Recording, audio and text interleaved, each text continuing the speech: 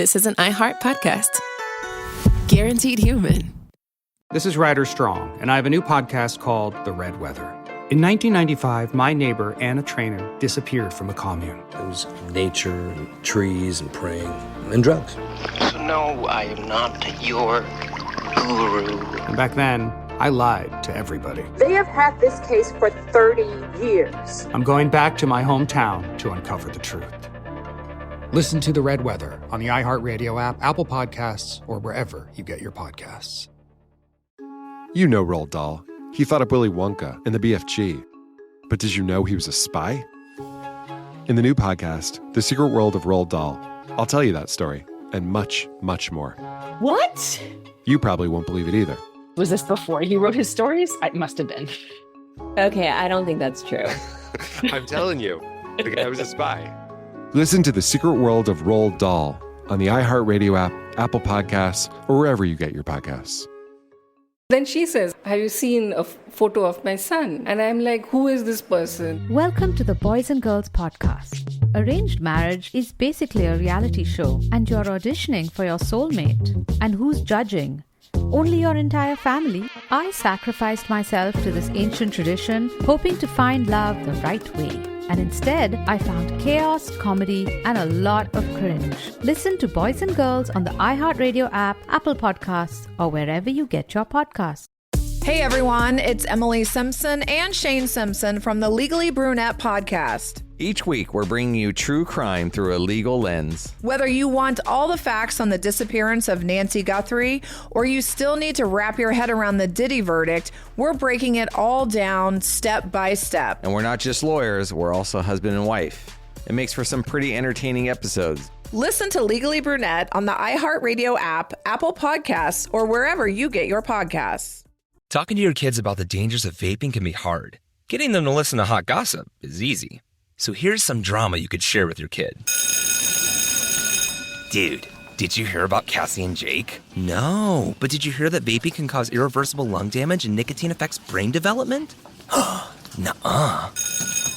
You don't need to gossip if you want to have an open conversation about vaping. So if you want to get tips on when and how to talk to your kids, visit talkaboutvaping.org. Brought to you by the American Lung Association and the Ad Council. Cool Zone Media. Hey everybody, Robert Evans here, and I wanted to let you know this is a compilation episode. So every episode of the week that just happened is here in one convenient and with somewhat less ads package for you to listen to in a long stretch if you want.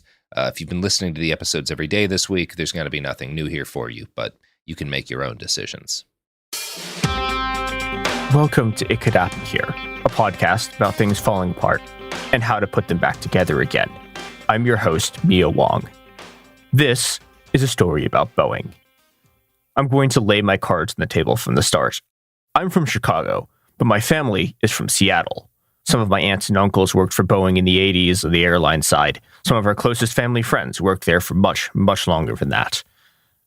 I grew up on the periphery of this industry, and I have never seen the people in it and the people who have left as angry as they are now. People are pissed, and they should be. In the last 6 years, Boeing has killed 346 people. In the years to come, they may well kill more. And not a single one of them had to die. This is how it happened. What is Boeing? The short answer, obviously, is that it's a company that makes both civilian and military airplanes. It also does some other things, including working on space travel, but that's not our immediate concern here.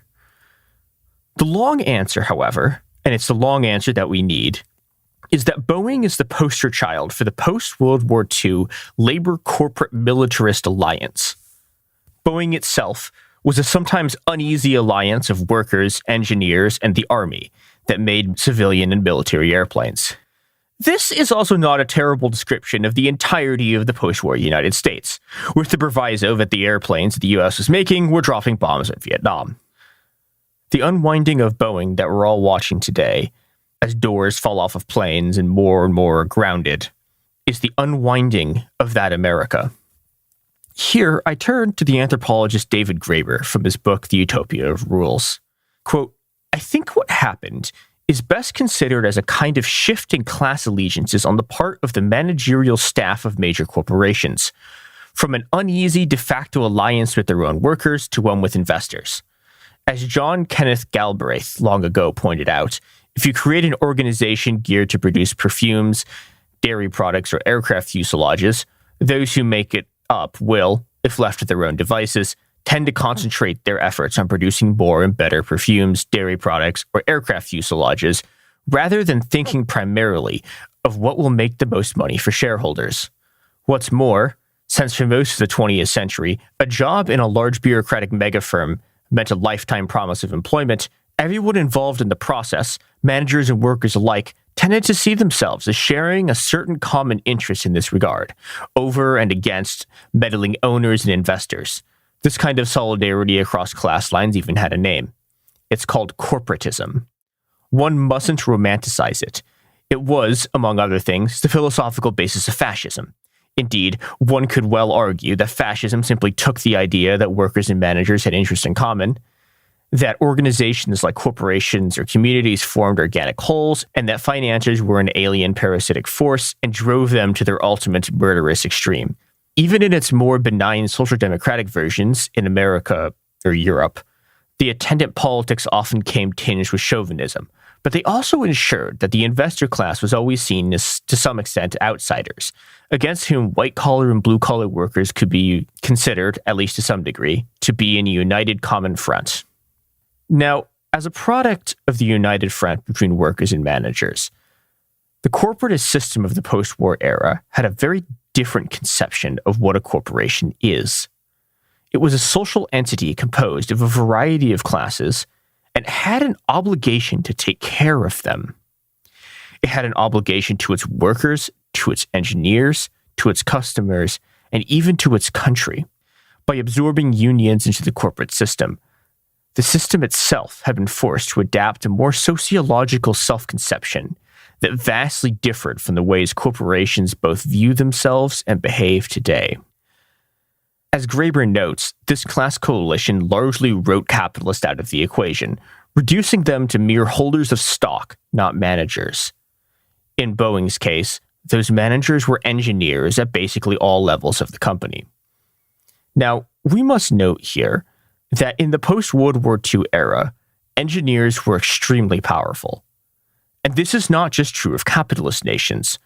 So the US, to some extent, had an early start on the power of engineers in the running of New Deal programs like the Tennessee Valley Authority. Engineers are powerful in communist countries as well, and it's true in quasi-socialist countries that had just liberated themselves from the old European empires. These engineers were both extremely well-paid and very influential everywhere. You can find them from Belgium to Peru. And the only real difference is whether they were trained by the Americans or the Soviets. Now, the fact that you, the listener, are not reporting to an engineer right now at your job is a sign that they didn't exactly hold on to power. In fact, the last vestiges of this class of extremely powerful engineers aren't really even in Boeing at all. The most prominent remain of the great engineering international is Xi Jinping, who is part of a class in China known as the Red Engineers. If you want to know more about the Red Engineers, we unfortunately do not have time to really go into them here, but see Joel Andreas's book, Rise of the Red Engineers, for the most famous treatment of them. Now, in China, the Red Engineers effectively seized control of the state and were the kind of second generation that rolled back the social changes of the revolution from the Maoist period. In the US, the story is a bit more complicated.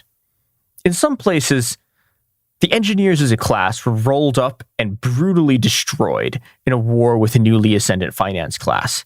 In others, engineers, feeling the disciplining effects of the market, effectively engineered their own destruction. The latter, engineers leading the company to financial ruin, is, to some extent, the story of Boeing. But to get there, we need to take a look at how the worker management alliance Graeber described came apart. I have talked at length on this show about the economic crisis of the 70s, in which everything, the entire consensus that had held the post-war era together, fell apart. One of the key elements is that in the 1970s, manufacturing becomes zero-sum. If manufacturing output increases in one country, it can largely only come at the expense of production somewhere else. This is the product of a general crisis of structural overproduction and structural underconsumption. This meant that it was no longer possible to incorporate everyone into the capitalist welfare system while also retaining corporate profits. And so someone was going to have to lose everything. It was either going to be the capitalists or the workers, and the people who lost everything, as I think we're all aware living in the world that we do now, were the workers, whose power was systematically destroyed. But that largely, the story of the destruction of unions and the destruction of the left more broadly, is a story for another day. For our purposes, the important class that was destroyed in the period of the 70s is the class of managerial engineers. And these engineers were destroyed by a takeover of corporate America by the shareholders the corporatist alliance had previously held at bay. The takeover of corporate America by finance schools had two mechanisms. The leveraged buyout, better known as corporate raiding, which was carried out by people like Michael Milken, and the internal movement of executives from inside the corporations themselves, led by people like Jack Welch. We will meet both of these people in detail later in the story, but the details of the process of how exactly the finance schools came to control corporate America turn out to be extremely important because Boeing is destroyed by both of the two mechanisms coming together at the same time. Now, as the 80s dawned, the world lived in fear of a new kind of financial device, the leveraged buyout. The exact mechanisms of the leveraged buyout are slightly complicated, but the short version is that Michael Milken, a bond salesman who I eventually am going to do a full Behind the Bastards episode on because, oh my god, is he evil, and there simply is not space to elaborate on all the stuff that he did here, including the stuff that eventually is going to send him to prison, figured out a way for a person or a group to, with very little actual cash on hand, to very quickly take on an unbelievable amount of debt, use it to buy a company, and then sell that company for parts to pay back the debt, pocketing the difference as profit. This was an instant existential danger to corporate America. Previously, corporate takeovers were extremely difficult. Attempting to get $200 million to buy a company required you to have $200 million on hand. But now, with the leveraged buyout, a group of yahoos with a tiny amount of money could simply buy a company for higher than its stock price, loot it for parts, and destroy it. This completely changed the balance of power between shareholders and corporations. One of the best accounts of this era is from the anthropologist Karen Ho in her book Liquidated: An Ethnography of Wall Street. The book was a product of the field work she did at a Wall Street investment bank in the 90s, and I really cannot emphasize this book enough. This book is incredible. Everyone should read it. It is a book that genuinely changed my life. And one of the things that she talks about is this moment, the moment of leveraged buyouts, and the way that it is constantly brought up by the people that she is working with at this bank when she's doing her anthropological fieldwork. Everyone she talks to talks about this moment where the corporate raiders really got going as the moment the shareholder revolution began. Now, we talked earlier about how in post-war America, the corporation was a social entity with responsibilities to its workers and country. For the shareholders running the new shareholder revolution, corporations had exactly one job: getting them more money to raise stock prices. They called this shareholder value. And now, the disciples of shareholder value were able to wield the ability to simply buy companies out wholesale and bend them to the ends of shareholder value directly. This is what is known as the shareholder revolution. Now, do you know what else is a revolution in the ways that we all experience capitalism and mass culture at our jobs? It is the products and services that support this podcast.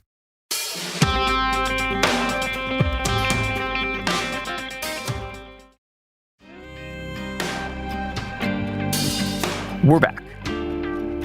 The first thing that the corporate raiders and the disciples of shareholder value did when they started to take over companies was look at the balance sheets of a company and destroy everything that didn't immediately look to the Wall Street ghouls like they made money.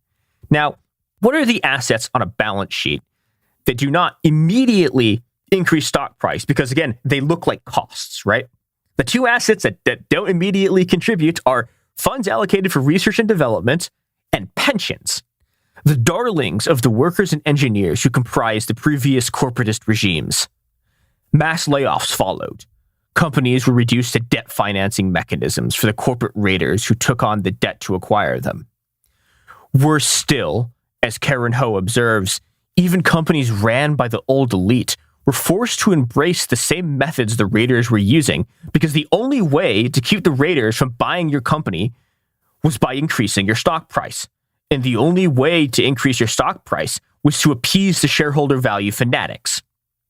Control of corporate America had shifted from the old managerial worker alliance to the new shareholder value financiers. Now, the problem with these shareholder value people running companies is that they are viscerally, physically incapable of long-term planning. Don't take my word for it. Here's Karen Ho. Quote, to actualize their central identity as being immediately responsive to their own changing relationship with the market, including employees, products, and so on, their strategy is, in a sense, to have no strategy. Ironically, having no long-term strategy is contradictory and potentially self-defeating, in that investment banks often find themselves making drastic changes only to realize months or weeks later that those changes were unnecessary, premature, and extremely costly. For example, in Chapter 5, I describe how investment bankers, in part because of their access to sensitive proprietary information, are not only fired in an instant, but must leave the physical premises of the building within 15 to 30 minutes. Given how crucial the control of knowledge and the protection of inside information are for Wall Street investment banks, it seems self-defeating that they do not place any premium on loyalty, despite the fact that firms try, above all, to enforce secrecy. They accept and maintain this volatility and revolving door policy. To make this clear, what Karen Ho is describing is that investment banks, on the one hand, turn over like a third of their staff every 6 months. And yet also, they are so reliant on the secrecy of this proprietary information that they're using to make their investment decisions that they are kicking the people they are firing out of the building in like 15 minutes so like they don't have time to like plan or leak information. But again, they're also just firing these people en masse. So they're defeating the entire point of their operations. These people cannot plan ahead. And the reason that they cannot plan ahead isn't just that they're sort of like naked disciples of pure increase in stock price. What Liquidated describes is that these people believe that they are effectively constantly reacting to near instantaneous market changes, right? They can't sort of make any kind of long-term plan because the market is the thing that's making the plan. Like the sort of mythical abstraction of the market is what is doing all of the actual allocations. And so they just have to sort of like sit there and have no plan and quote unquote respond to what the market is doing. Now, large corporations have always to some extent acted as long-term planning engines because they have to. Corporations have to do things like research and development. They have to plan product lines. They have to make long-term decisions about resource allocation. The shareholder value people are incapable of giving a shit about any of this because all they care about is immediate stock price movement because they think that immediate stock price movement reflects the will of the great efficiency planning engine of the market. And you can begin to see here why it would be a bad idea if these people who literally cannot create long-term plans did something like, for example, take control of the world's largest manufacturer of commercial aircraft. Now, the shareholder value people also believe that people are effectively interchangeable. And they believe this because, and this is a very key part of why the shareholder value people and why these sort of finance people have reshaped the world the way they do. They have reshaped the world in their own image. And all of these sort of investment bankers are interchangeable, right? All of these fucking bankers are fired all of the time, and they move from firm to firm, and it is fine for them. But the thing is, you can't do this with the design of your entire aircraft, because unlike in finance, where every single one of these clowns is really just a replacement level bozo whose qualifications are being able to stumble through the chain rule and vaguely remember calculus, kiss ass, and play golf, aerospace engineers actually do a difficult job, and it requires extraordinarily large bodies of embedded knowledge to do this job correctly. Now, bringing in a bunch of people who think you can just fucking replace aerospace engineers will have no negative influences on Boeing in the future. Pay no attention to the man behind the mirror. Everything is fine. Do you know what else is fine? It is the products and services that support this podcast.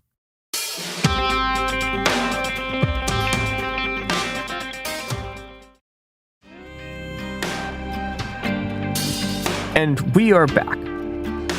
The shareholder value fanatics, the investors who've now taken control of corporate America, also believe that mass firings make companies more valuable because it makes them more efficient. They believe that offshoring makes a company more valuable because it makes it more efficient. It doesn't actually matter what the effect these moves have on the company and its ability to produce products and its ability to produce money. It doesn't matter at all, because that's how the people who can control stock prices by, buying the stocks think the world works. And so if you do these things, the stock price will go up. All quote unquote creating shareholder value means is convincing a bunch of dipshit quants working 120 hours a week that your company is valuable, so they buy it for a higher price. And these are the people who reshape American capitalism to their whims. Now, importantly for our story, they're also the people who ran the second phase of the corporate raiding era, the mergers and acquisitions boom. Through the 90s, and really to this day, Wall Street bankers began to encourage companies to buy out other companies as a mechanism of raising their stock price. This is, the acquisitions and mergers and acquisitions. They also heavily push merging companies together.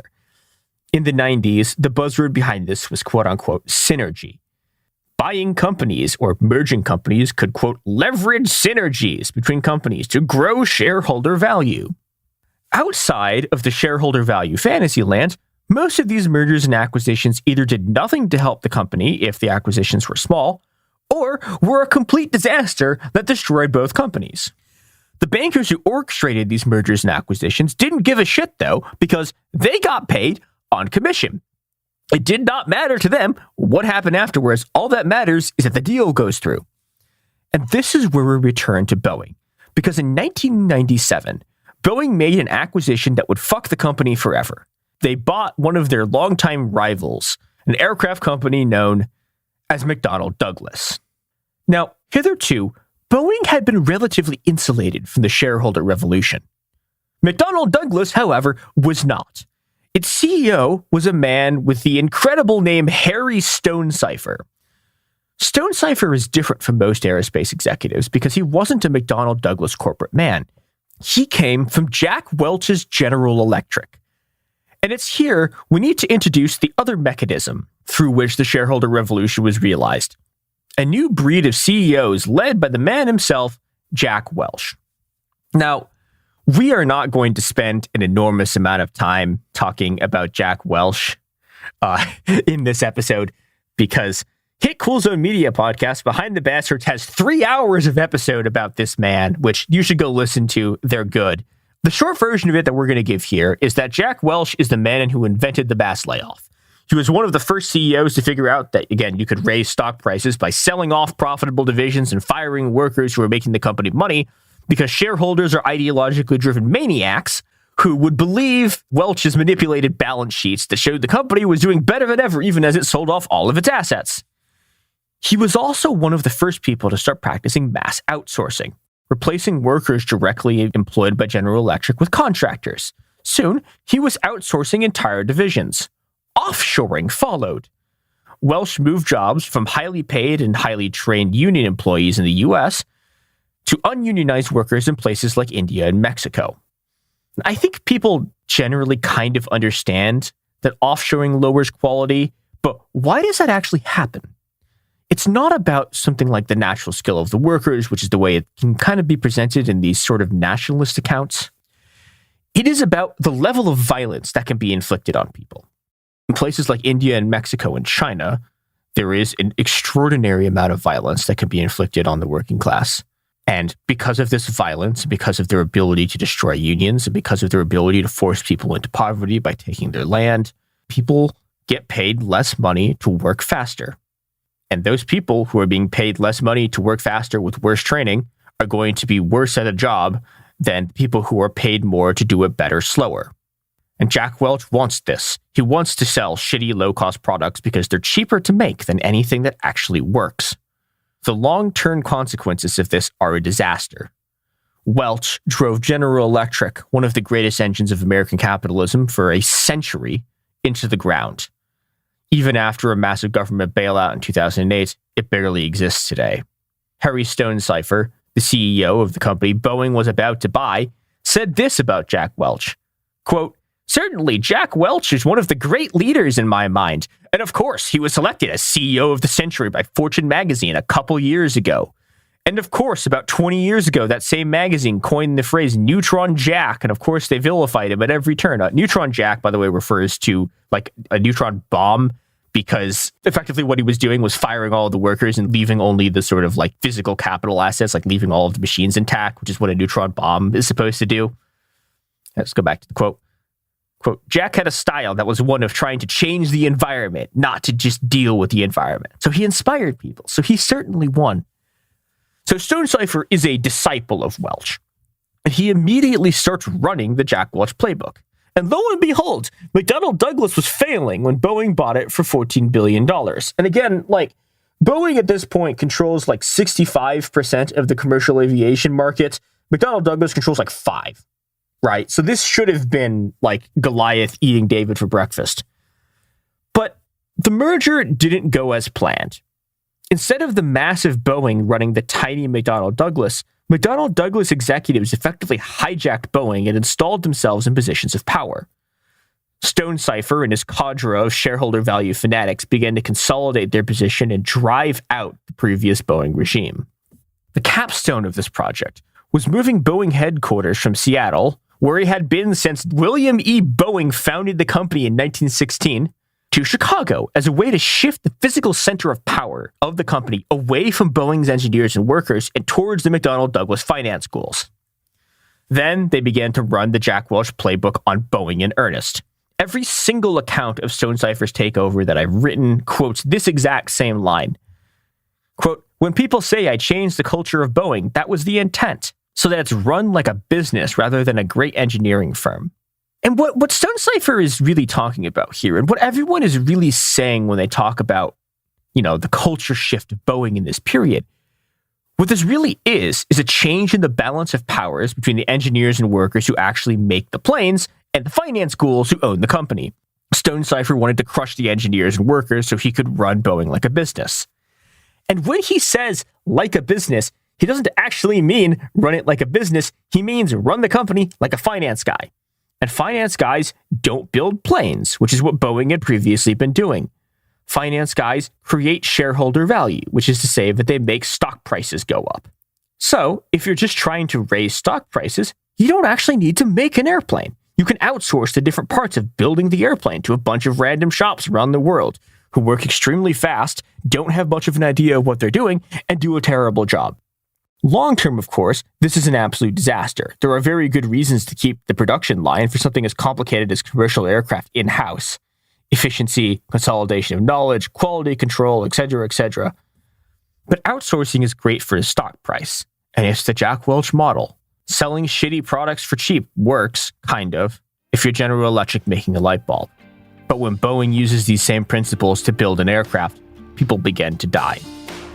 And in the next episode, we are going to tell that story. How Boeing killed 346 people.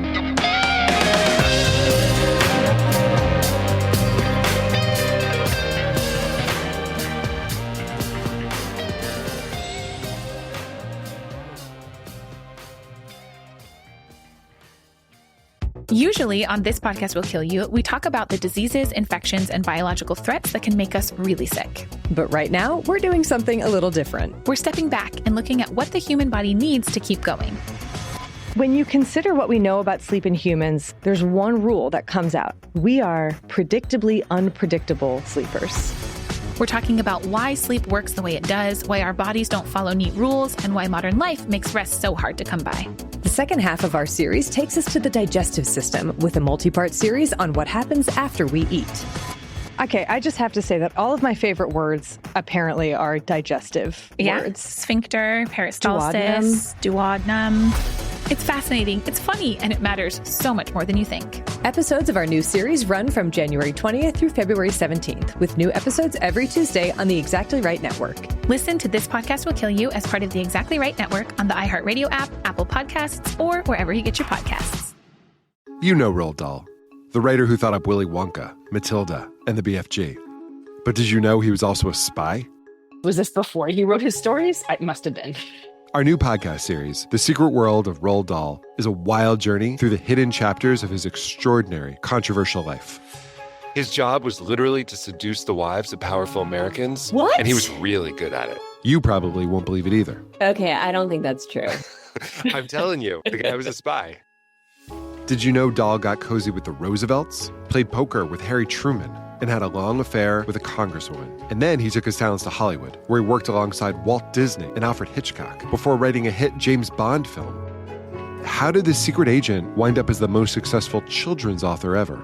And what darkness from his covert past seeped into the stories we read as kids? The true story is stranger than anything he ever wrote. Listen to The Secret World of Roald Dahl on the iHeartRadio app, Apple Podcasts, or wherever you get your podcasts. Ever feel like you're being chased by the marriage police? Welcome to Boys and Girls, the podcast where dating isn't dating. Arranged marriage is basically a reality show, except the contestants are strangers and your entire family is judging. You're sipping coffee with one maybe, grabbing dinner with another, and praying your karmic Ken or Barbie appears before your shelf life runs out. Trust me, I've been through this ancient and unshakable tradition. I jumped in hoping to find love the right way, and instead I found chaos, cringe, and comedy. And now I'm looking for healing. Boys and Girls dives into every twist and turn of the arranged marriage carousel. The meet awkward, the near misses, the heartbreak, and let's not forget all the jokes. Listen to Boys and Girls on the iHeartRadio app, Apple Podcasts, or wherever you get your podcasts. This is Ryder Strong with a podcast called The Red Weather. In 1995, my neighbor, Anna Trainer, disappeared from a commune. It was nature and trees and praying and drugs. So no, I am not your guru. And back then, I lied to everybody. They have had this case for 30 years. I'm going back to my hometown to uncover the truth. You can now binge all episodes of The Red Weather on the iHeartRadio app, Apple Podcasts, or wherever you get your podcasts. When you feel uncomfortable, what do you put on? Biggie. You put on Biggie when you feel uncomfortable? Because I want to get confident. This is DJ Hester Prynne's Music is Therapy, a new podcast from me, a DJ and licensed therapist that asks one simple question. Who do you want to be? And what's the song that can take you there? Music changes what you feel, and what you feel changes what you do, right? That moment where a song shifts something inside you, that's where transformation starts. This year, I'm talking to experts across every area of life, like personal finance icon Jean Chatzky, New York Times journalist David Gellis, relationship legend Dan Savage, human connection teacher Mark Groves, and the man who shaped my ear more than anyone, Questlove. They'll bring the strategies, I'll pair them with the right records, and we'll teach you how to use the music to make change stick. This isn't just a podcast. It's unconventional therapy for your entire year. Listen to DJ Hester Prynne's Music is Therapy on the iHeartRadio app, Apple Podcasts, or wherever you get your podcasts. Welcome to It Could Happen Here, a podcast about things happening to Boeing. I'm your host, Mia Wong. When we last left our intrepid aerospace company, Boeing had gotten caught up in the mergers and acquisitions frenzy of the 1990s and bought out its rival McDonnell Douglas. after which McDonnell Douglas CEO and Jack Welch disciple Harry Stonecipher effectively launched an administrative coup and seized control of the company. Now, Stonecipher wasn't able to hold on to power for long because he was very quickly forced to resign after he had what CNN describes as a, quote, improper relationship with a female executive.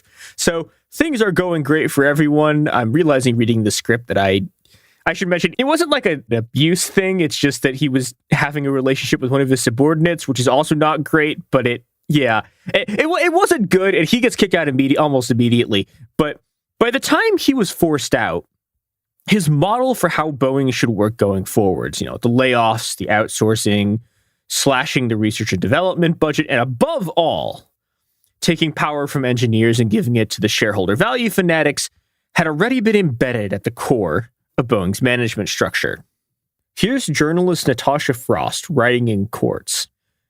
2 decades on, perhaps the most lasting consequence of the change in culture has been in Boeing's approach to building aircraft. Cutting costs and diversifying revenue ought to have served as an ideal way to subsidize the expensive process of plane development. Oh boy, did it not. Instead, with engineers now disempowered and management far away in Chicago, the actual building of new planes in Seattle all but stalled. Boeing would not actually announce even the plans for a new plane until 2003 with the 787 Dreamliner. Throughout this time, Boeing was led by its first chairman without a traditional aviation background, James McNeary. James McNeary had instead spent almost 2 decades in management at General Electric. Now, he was following a tried and tested route of cutting, downsizing, and shifting. That approach was applied to upgrading the 737, which had become the victim of its own success. In its 5-decade history, airlines have cumulatively ordered more than 10,000 of the plane, an aviation rock star. But rather than retiring the plane and replacing it with the next big thing, Boeing opted to keep costs down by tinkering and adjusting the model to fit still more passengers. And this is how you get planes falling out of the sky. Instead of, doing the normal thing, which is putting money into building a new airplane, which is, expensive in the short run. And again, remember that the finance schools are now in charge. For these people, the only thing that exists is the short run and immediate stock price. So instead of doing that, management went, we already have this plane we first designed in the fucking 60s. Let's keep modifying that. And this is going to kill an extremely large number of people. Now, the 737, again, came out originally in 1967. In the 2000s, in the century, the millennia, the 2000s, Boeing begins to design a new version of this plane from the last millennium called the 737 MAX. For shareholders, again, this is a great idea. It's not just that, building new planes is expensive and this is cheaper because you're not spending the money on building a new plane. There's a bunch of other advantages for Boeing for this. And one of the biggest is that you can tell everyone from, the FAA to the airline to the pilots that, hey, this is just a regular 737. It's just the same plane. You don't need to retrain your pilots to learn how our new systems work because there's really no new systems, and that, that costs money, so they don't want to do it. You don't need to have the FAA do the regulatory shit they would do for a new plane, or even a substantial change to the original plane, which, again, costs money and time that Boeing does not want to, do. The problem is that, I tried to find a sort of delicate way to say this, and then I realized you simply should not do it like that. The problem is that the 737 MAX is a plane that is trying to kill you.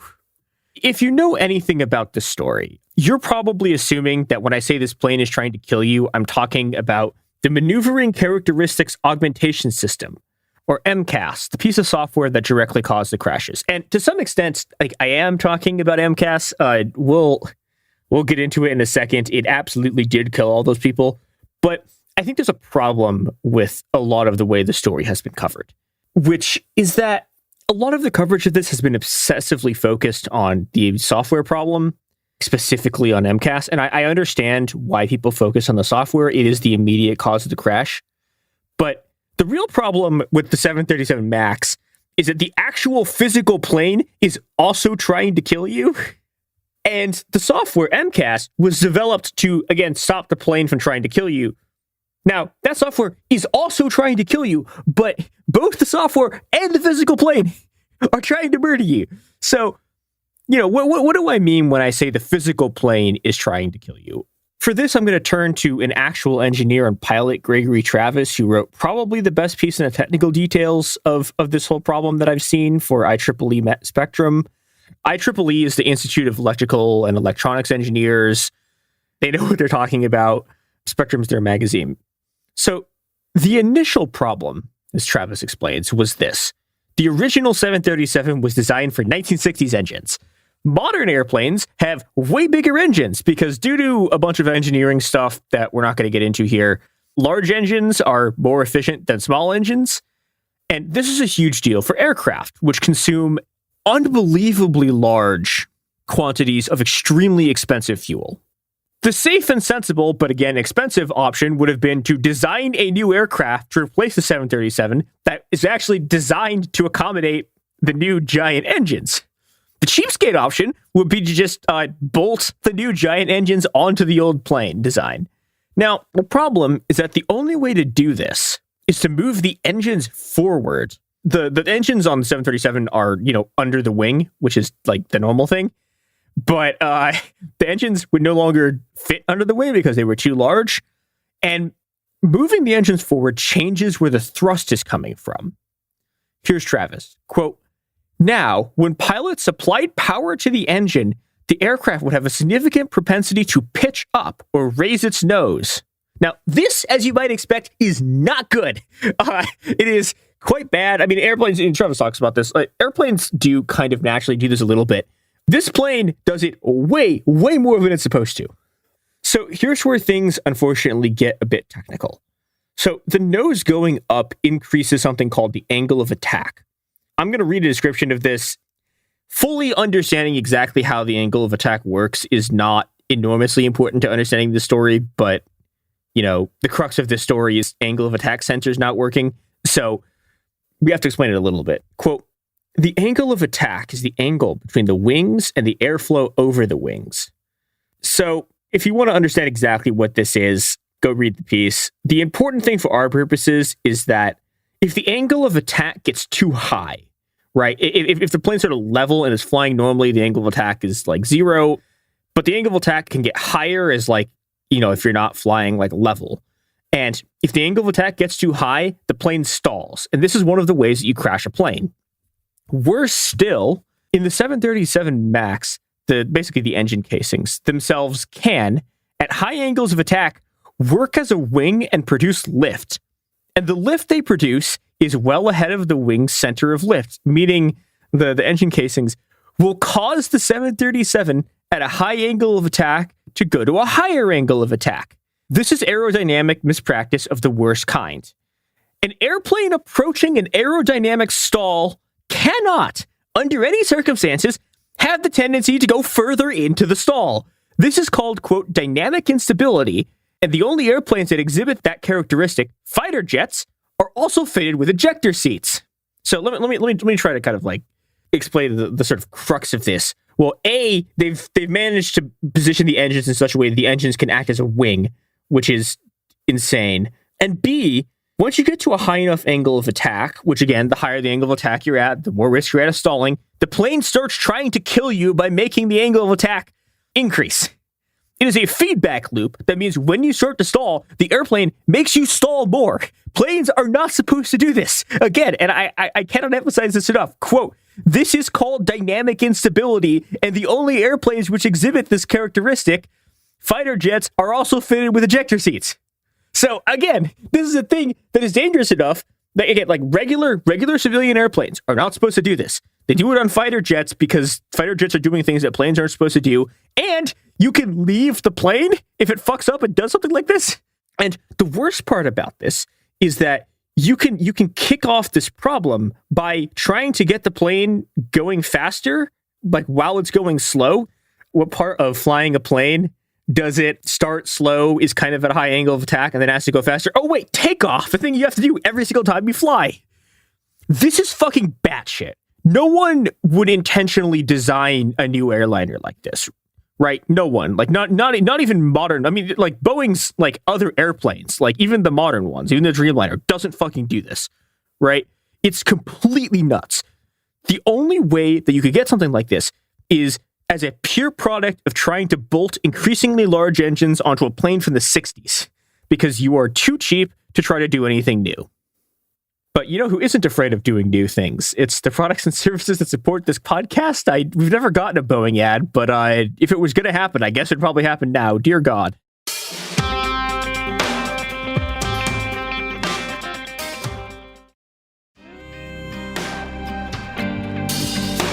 But instead of, dealing with this problem by either making a new fucking plane or figuring out some way to not have the engines literally become wings, Boeing was like, fuck it. We'll just build some software that pushes the plane's nose down if it starts doing this. Now, if your reaction to hearing, let's put software on the plane that makes it fly towards the ground is, wait, that's a terrible idea. You have the right idea. These people did not have the right idea. But stunningly, there's like a version of this system that isn't like lethally unsafe. But, Boeing did not design a version of this that is even remotely safe. I don't know if that's more egregious than designing an aircraft that has dynamic instability, but the way they implement this is egregious. They decided in their infinite wisdom that the entire system would work on a single sensor. And we need to note before we start this, we're going to be talking about angle of attack sensors. They're kind of just like pieces of metal that stick out the side of the plane, and they break a lot. And they break a lot because flying a plane is like the worst thing you can possibly do to a piece of equipment that doesn't involve leaving the atmosphere or putting it under the ocean.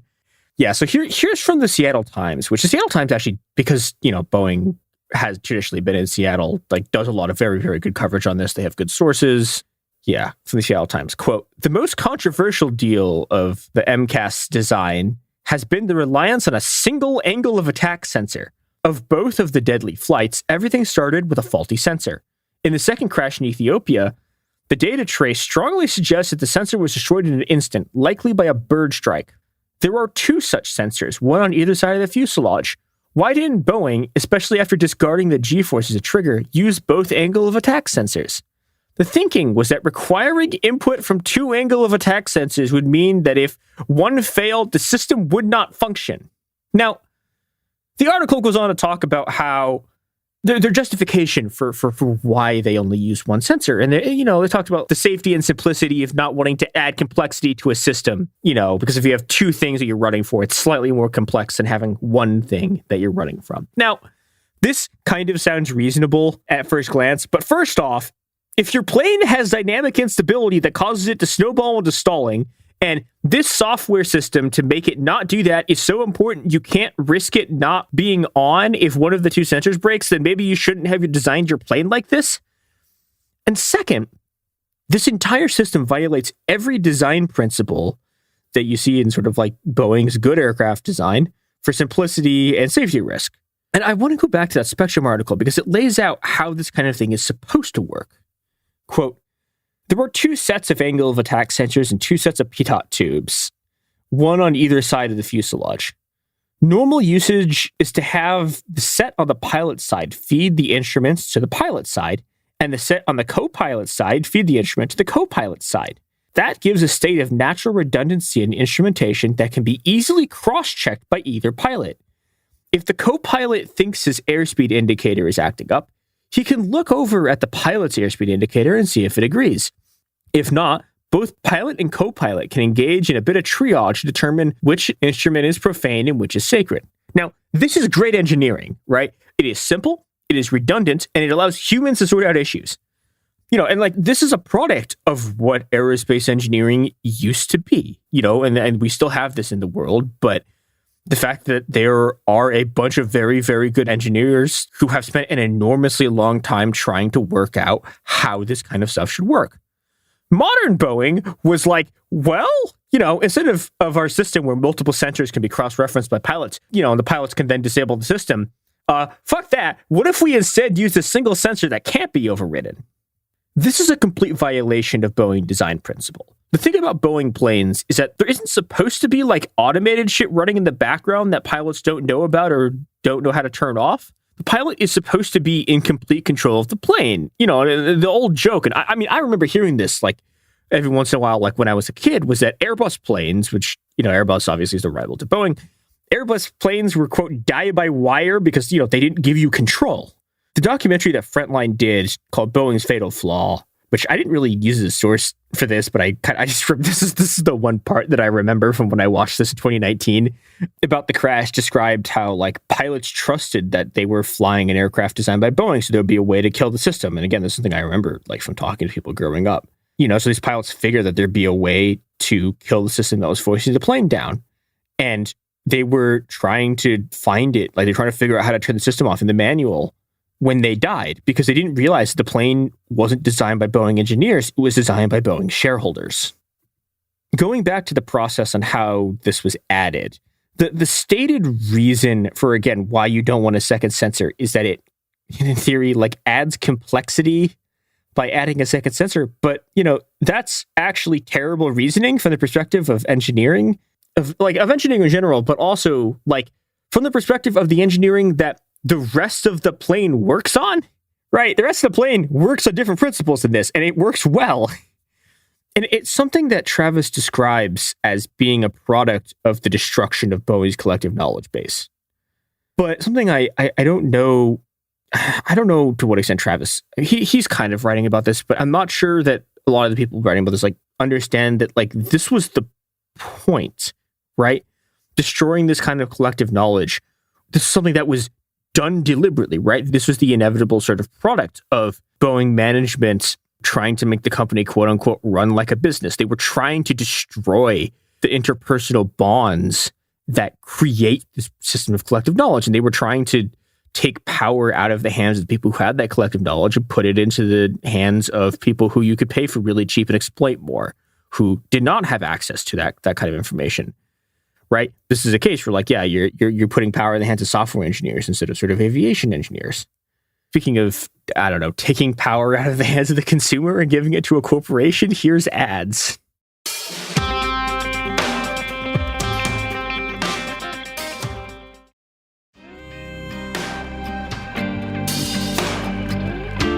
Now, if you're trying to make the company, quote unquote, run like a business, what else would you do? Oh, yeah, you would not tell the pilots about this new system that you've added to your airplane, because if you talk about the system, everyone from, you know, the FAA to the airlines to the pilots unions might realize that this is not the same plane as the 737. And that would require all sorts of stuff, like, again, recertifying the plane, training pilots on simulators of your new plane, which is not the old plane. It requires all sorts of stuff that would have very well could have prevented these crashes. But, you know, that stuff all costs money. And Boeing doesn't fucking want to spend money trying to make sure that its planes don't crash. So when they moved on to this version of like the 737 MAX, right? Pilots famously got, I think, half an hour of iPad training, and that, or maybe it might have been an hour of iPad training. And that training that they got on their iPad, again, not on a simulator, didn't even have any information about the MCAS system that killed all these people. And the product of this was that on October 29th, 2019, a 737 MAX flying from Jakarta crashed as the pilot was, you know, physically unable to fight the control stick. And that's another thing that's going on with this, you know, with his decision to put power in the hands of software and not pilots, is that MCAS is also physically exerting control over the pilot stick, and these people are trying to fight it, and they're not able to fight it enough to stop the plane from tipping down and crashing into the ground. And Boeing runs this really, like, pretty racist campaign blaming this pilot who was not white for this error to try to, you know, cover up the fact that they fucking did this. And this maybe would have worked, except a few months later, Ethiopia Air Flight 302 went down and also killed everyone on board. And, you know, all told, this plane, the Boeing 737 MAX, killed 346 people. The Seattle Times, which broke a lot of the initial story, said, quote, A variety of employees have described internal pressure to advance the MAX to completion as Boeing hurried to catch up with the hot-selling A320 from rival Airbus. Mark Rabin, an engineer who did flight testing work unrelated to the flight controls, said there was always talk about how delays of even one day can cost substantial amounts. Meanwhile, staff were expected to stay in line, Rabin said. It was all about loyalty, Rabin said. I had managers tell me, don't rock the boat. You don't want to be upsetting executives. And I find this very funny because, again, part of the whole Jack Welch strategy was to destroy the concept of loyalty to, like, Boeing as a company. But you have to be loyal to these shitty fucking executives because these executives, you know, have all of the power in this company and they want to make sure they can just wring out every single last drop of profit. And if you upset them, they're going to fire you. And so the product of this is this process that we've seen, which is that this plane isn't being designed by aircraft. This is what happens when shareholders design an airplane. And of course, the 737 MAX continues to have problems, right? Earlier this year, famously, the fucking door flew off an Alaska Air flight. Multiple whistleblowers have come forward to describe, I mean, just like all of the things that you would have expected from Boeing outsourcing shit to overworked and undertrained contractors. Now, several of those whistleblowers have died. When I was originally doing this, I was considering basically making this episode just about the whistleblowers being killed, but like I don't know. I don't really have any more information than anyone else about these deaths, so I'm just going to put on the record that if I go out here, it was murder. Yeah, and I think the more important story is this one, because I think at this point everyone kind of knows that something is wrong with Boeing, and every day we're getting more and more sort of specifics about every single part of this production process that, you know, used to be entirely run by highly paid, well, I mean, like at least sort of highly paid and highly trained employees. That's now being run by a bunch of non-unionized, underpaid contractors who are producing shitty equipment. But what we're looking at here is Boeing coming apart. Somewhat more famously, I think the rescue flight is like being prepped, but a bunch of astronauts have been stranded on the space station because Boeing's launch craft was like veering off course. So there were a bunch of issues with it. And so NASA was just like, no, fuck this. And the most hideously galling part of this entire story is that the craft that's going to pick up the astronauts is made by fucking SpaceX, because we have reached a point where an Elon Musk company is somehow designing rockets that are, you know, is like designing spacecraft that are less likely to fucking explode than Boeing. That is an unbelievably depressing idea. And to close, I think we need to ask who killed these people, because it's not just Boeing. Jack Welch killed these people. Michael Milken killed these people. Ronald Reagan killed these people. And in a way, all of us killed them because none of us stopped them. And these people could have been stopped at any point in the process, from Reagan to Stonecipher to Kelly Ortberg. We could have stopped these people. To quote for a final time David Graeber, the ultimate hidden truth of this world is that it is something that we make and could just as easily make differently. I add only this: if we don't make the world differently, people are going to die. Why should these murderers be allowed to run the world? We know how to make planes that don't fall out of the sky. The people who are fucking running this planet apparently don't. It shouldn't be enormously controversial to say that the people who know how to build airplanes should control how we fucking design and build airplanes. In the 19th and 20th century, this idea was called worker self-management, and it was considered so dangerous that from Chile to Chiapas to Algeria to Hungary to Korea, capitalists, communists, and fascists alike killed anyone who dared believe it. But now, our choices are stark. We either let these people continue to drop planes out of the sky as the world burns and our cities sink into the sea, or we do something about it. So what are you going to do?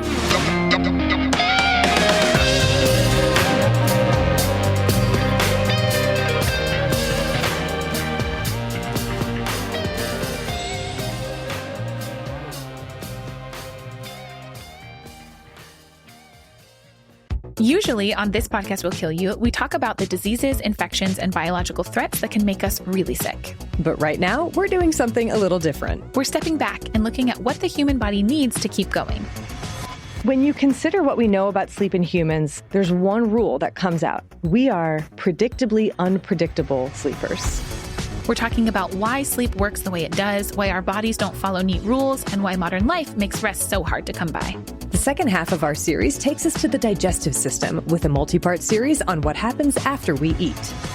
Okay, I just have to say that all of my favorite words apparently are digestive words. Sphincter, peristalsis, duodenum. It's fascinating, it's funny, and it matters so much more than you think. Episodes of our new series run from January 20th through February 17th, with new episodes every Tuesday on the Exactly Right Network. Listen to This Podcast Will Kill You as part of the Exactly Right Network on the iHeartRadio app, Apple Podcasts, or wherever you get your podcasts. You know Roald Dahl, the writer who thought up Willy Wonka, Matilda, and the BFG. But did you know he was also a spy?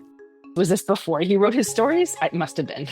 Our new podcast series, The Secret World of Roald Dahl, is a wild journey through the hidden chapters of his extraordinary, controversial life. His job was literally to seduce the wives of powerful Americans. What? And he was really good at it. You probably won't believe it either. Okay, I don't think that's true. I'm telling you, the guy was a spy. Did you know Dahl got cozy with the Roosevelts, played poker with Harry Truman, and had a long affair with a congresswoman? And then he took his talents to Hollywood, where he worked alongside Walt Disney and Alfred Hitchcock before writing a hit James Bond film. How did this secret agent wind up as the most successful children's author ever? And what darkness from his covert past seeped into the stories we read as kids? The true story is stranger than anything he ever wrote. Listen to The Secret World of Roald Dahl on the iHeartRadio app, Apple Podcasts, or wherever you get your podcasts. Ever feel like you're being chased by the marriage police? Welcome to Boys and Girls, the podcast where dating isn't dating. Arranged marriage is basically a reality show, except the contestants are strangers and your entire family is judging. You're sipping coffee with one maybe, grabbing dinner with another, and praying your karmic Ken or Barbie appears before your shelf life runs out. Trust me, I've been through this ancient and unshakable tradition. I jumped in hoping to find love the right way, and instead I found chaos, cringe, and comedy. And now I'm looking for healing.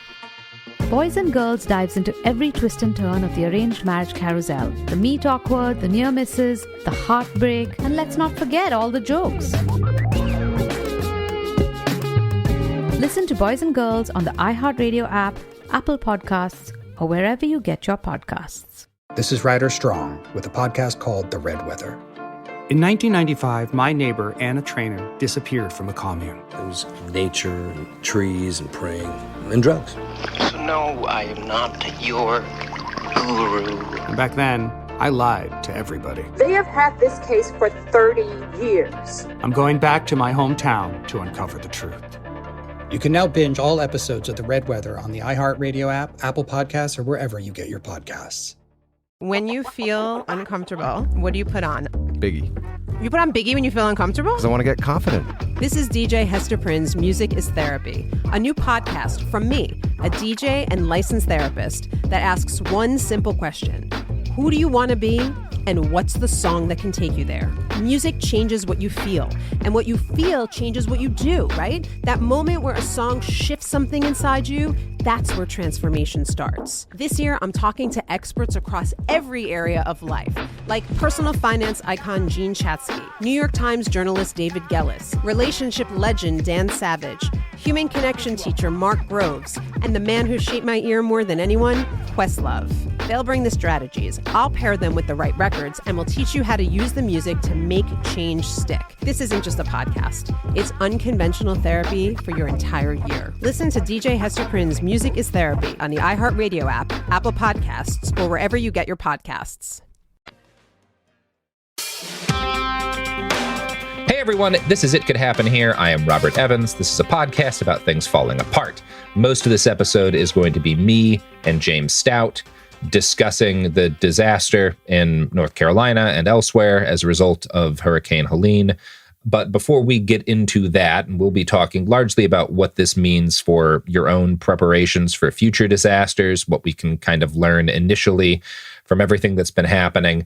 I wanted to start with a few minutes of us talking to Margaret Killjoy, who is on the ground in the Asheville area doing disaster relief work right now.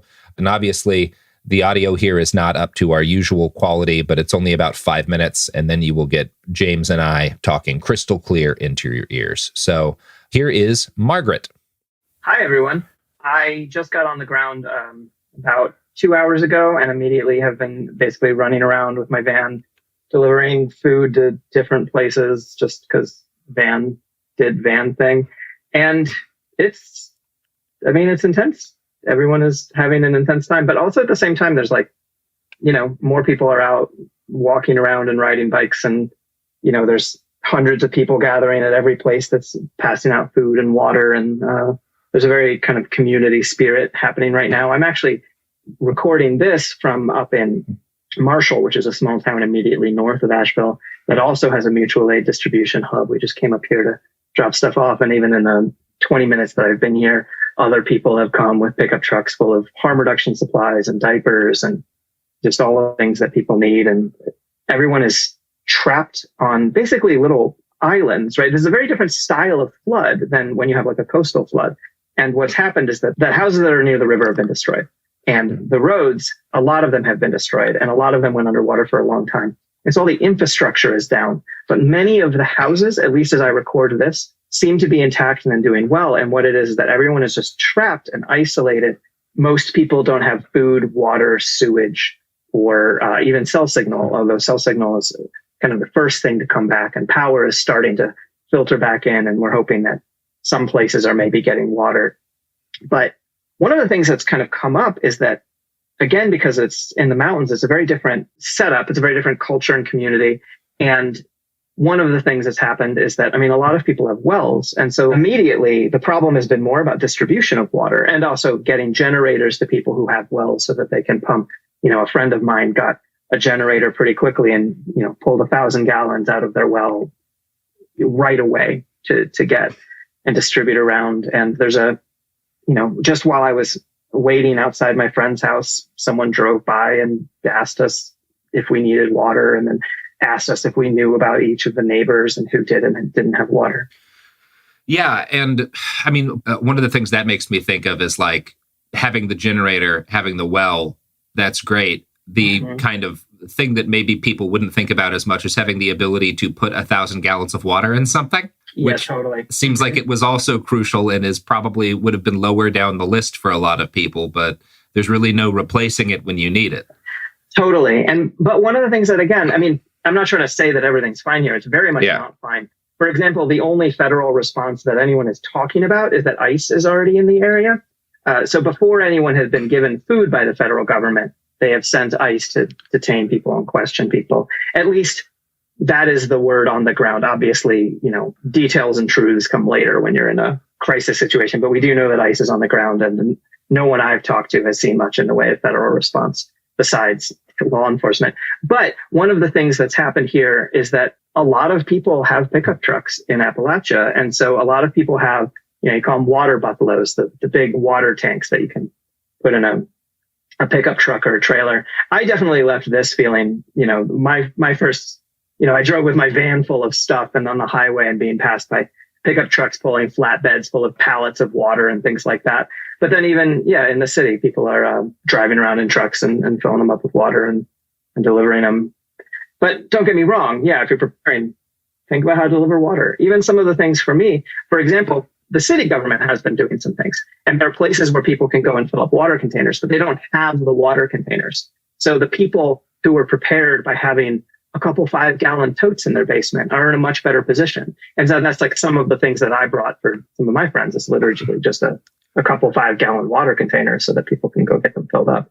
Now, and obviously you're talking about when we're thinking about the places that people are able to drive around, where the places that you've been reaching are hit pretty hard. But we also then have these more isolated mountain communities that both seem to have suffered a lot more physical damage, although that's not entirely clear at this moment, but are certainly not accessible in the same way. And I think that's one of those things we're still going to be waiting to hear, like how extreme it is. But like we talk a little bit on the episode before this about people using burros to deliver food and water in places where vehicles can't even reach. Yeah. And one of the things also, one of the things that went out on the mutual aid list that I'm on is people are saying, hey, if you have your ATV, bring down your ATV, And that makes complete sense. If you, the listener, are listening to this, don't just drive down with supplies. And if you are plugged into a mutual aid, don't just roll to Asheville in your Polaris. Yeah. But yeah, no, one of the hardest things has been getting the supplies. You know, I mean, disaster relief is just logistics in the same way that war is just logistics. You know, it's like, how do you get things from one place to another? And what people have set up is all of these, you know, you centralize the acquisition of supplies and then you decentralize getting them out.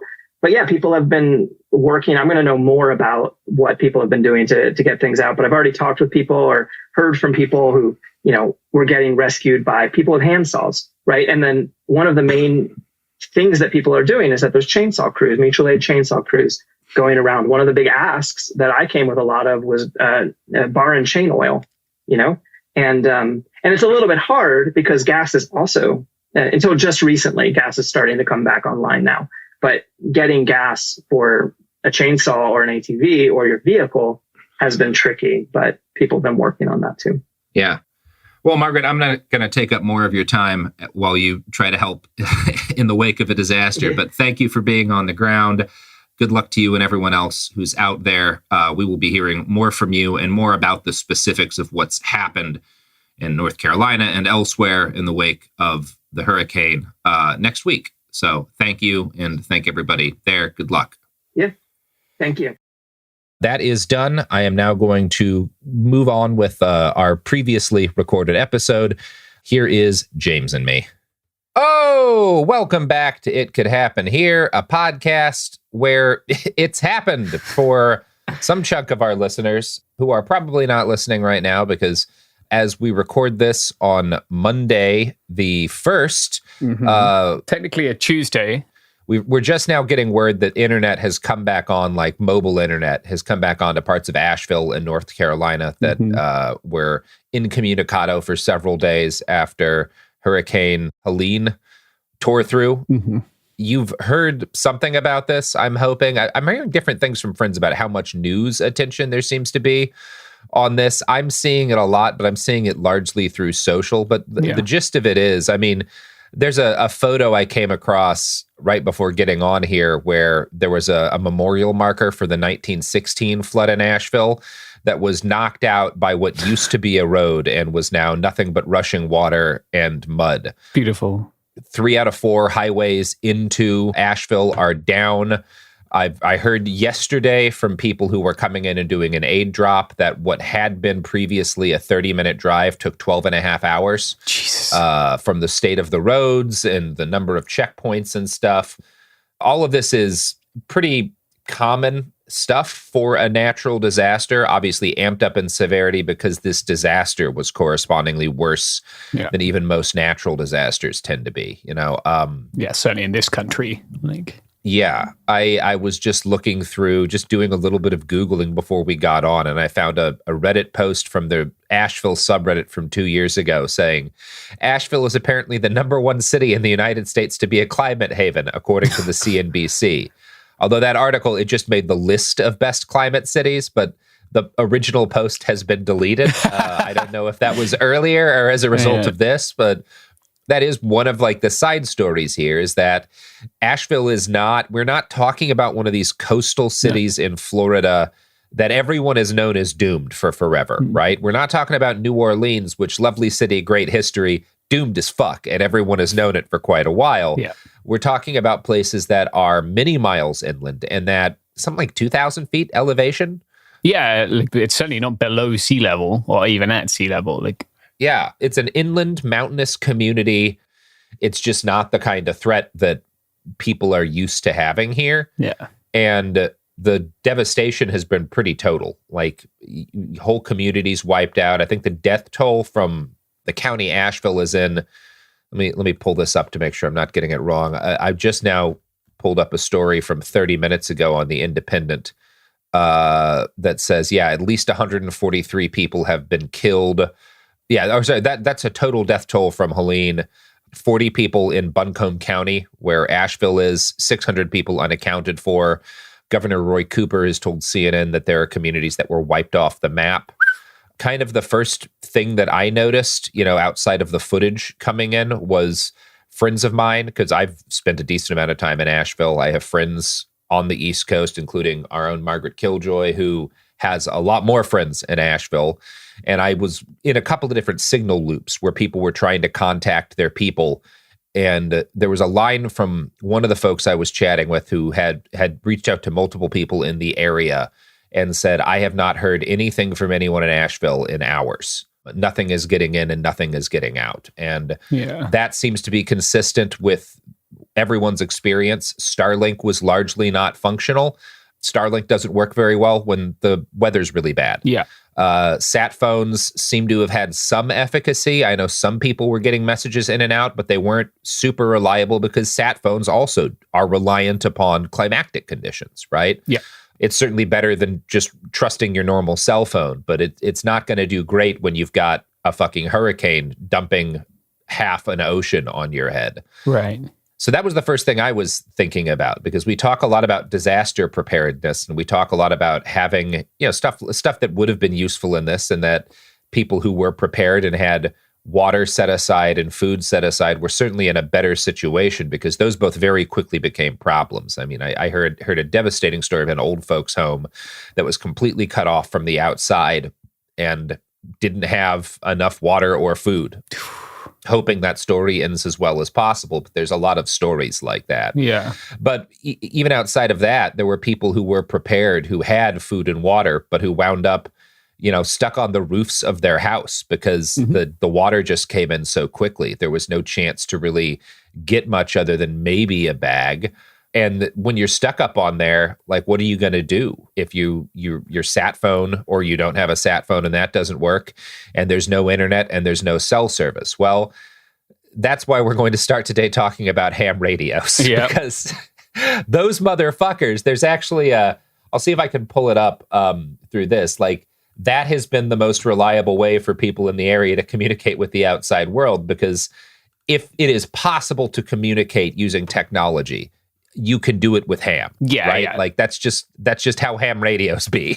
Yeah, they don't need to see the sky. Like, yeah. They don't give a fuck if there is any way to communicate via technology with people in a disaster. You will be able to do it with a ham radio. Yeah. So let's chat about that. James, you have more experience with this than I do. This is something I have been working on getting into, but I certainly am not very knowledgeable on the matter. So we'll start, like, what do people need to think about when it comes to, like, actually getting set up to communicate with a ham radio? Because there's definitely, you could just go buy a Baofeng or something like that. Like, you can get they're not expensive. This is actually a very affordable thing to have. Right now, kind of the most recommended model is the UV9R Pro, which is 8 watt instead of 5 and waterproof. Yep, that's what I was going to say. And you can charge it off USB-C, which is really nice. Yeah. They're like 30 something bucks? Yeah, they're like, you can get them cheaper in bulk, I think.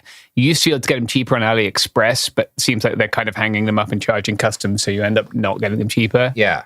So yeah, for real basic stuff, I think you do need to be licensed to operate these radios on certain bands, right? Yes. And that's something that you can, I believe, in a case of emergency, you can operate on any band. No one's going to arrest you for illegal use, unlicensed use of a ham radio if you're trying to get people rescued from a flood. Yeah. Right? Like, that said, you should not be learning how to use a ham radio when you're hiding on your roof. Yeah. This is like, the people who buy guns and put them under their bed and never shoot them and expect to be able to become a fucking marksman in a crisis, or buy medical gear and never train with it. Again, right? These things that you want to practice before. So we use these a lot at the border. Mm-hmm. We use radios to communicate. When there were higher numbers in Hakumba, my friends and I put a massive antenna on the roof of the youth center where we were. Yeah. I know a lot of listeners have been out there and they've probably seen the antenna that we put up. And then I was using a radio in my truck, and then we also all had personal radios, right? Because cell phone signal is crap out there, and it was the only way for us to communicate. And it worked really well. So the things that you need if you want to get started in this are, first of all, some kind of education or a license. There are tons of local groups. Ham people fucking love to be ham radio people. They love to talk about ham radio. They love to teach you to do ham radio. So, like, And it's not like a hobby. Firearms people love to talk about firearms, but lots of them are really toxic people. I haven't found that. Ham radio is premised on talking to people all over the place, and often very few people killed with ham radios. Yeah, it's. I'm sure it's possible, but if you can find a local club, that's a great way to start. They can clue you in on stuff. But I think to begin with, you also need someone to talk to, right? Like, if you want to practice with your ham radio, you need to be talking to other people on it. So you can just go on to different bands, different repeaters and do that. Or you can get your friends and study together. Yeah. Get your license together. Buy 2 Baofangs, Yeah. Give one to somebody who you live close to but not right next to and work on it with them. Yeah, work on how far does this work? One of the former guests for the podcast, James Cordero from Border Kindness, he and I were doing that not so long ago, talking to each other from our houses. But yeah, you can certainly get into this pretty cheap. I have a business license, which is another option for people. I would suggest first getting your ham operator's license and then going from there. Yeah, it's called a radio technician's license, right? Yeah. Like that's the most basic, because there's 3 levels, if I'm not mistaken. Yeah, I believe so. It's been a while since I did that. Yeah, I think it's radio technicians, general, and then amateur extra, if the notes I took are accurate still. And then in terms of cost, the size of your antenna is what's going to determine, how far you can transmit and how you can receive, along with line of sight, right? It's always about size. Yep, it's just as big as one possible. So you want to be a size queen, you can get yourself a really big antenna. I would say if you're using those handheld radios, there's a company called Nagoya that make pretty decent radios, antennas that work with that UV9R that I use. I have a telescoping one, and we've had pretty good luck with that. And then I also use one in my vehicle. So I've hard mounted a radio inside my truck, and I have an antenna that uses the frame of the truck as part of the antenna, and I can get really good signal with that. Yeah, that makes sense. If you're just doing it at home, put something on your roof. You can get a pretty good antenna on your roof, and it's not that hard, and you can get signal much further. I've been recommended a little book that you can get for $20 in Kindle form, or it's $30 for the spiral bound, which looks pretty durable. I haven't received mine yet. Yeah. The ARRL ham radio license manual, which is kind of what I was advised to buy and read through. Yeah. And the advice that I got, and you can correct me here, but this seemed pretty hard to argue with, is that the primary benefit to doing the training and getting the license formally rather than just buying it is it also teaches you how to fix problems if you're trying to get this thing to work in a stressful, dangerous situations. Yeah. You want to be familiar with it if you're going to rely on it, right? Just like anything else. There's hamstudy.org as well, which helps you. You can also do something called a software-defined radio, SDR. I've used those before as well. I'm sure we'll do a more dedicated episode to this kind of thing once I feel a degree of competence too. But I think what's really important with this is, because I can tell you right now, as much time as I spend thinking about water and having a bunch of different water treatment options and spare water stored. And I have I literally have at this point years of dried food on the property. I can food all the time. I have animals. Yeah. Obviously I have guns. I do stuff go foraging in the woods and shit. I had completely, because it's a pain in the ass. It seemed like a pain in the ass. There's a lot of numbers. I hate fucking numbers. And I am choosing to use this, and we're starting out with this as coverage of Helene, not because this is the end of it. We are going to look at what's actually been happening in the community. We have people, Margaret Killjoy's down there right now. We have some other friends of the pod who are in the area doing relief work now. It's just too early for those stories, and we don't want to really bug people who are doing useful work down there. Yeah. But this is the first thing that terrified me was being well, fuck, I have been negligent in my preparations because I don't have comms locked down. Mm-hmm.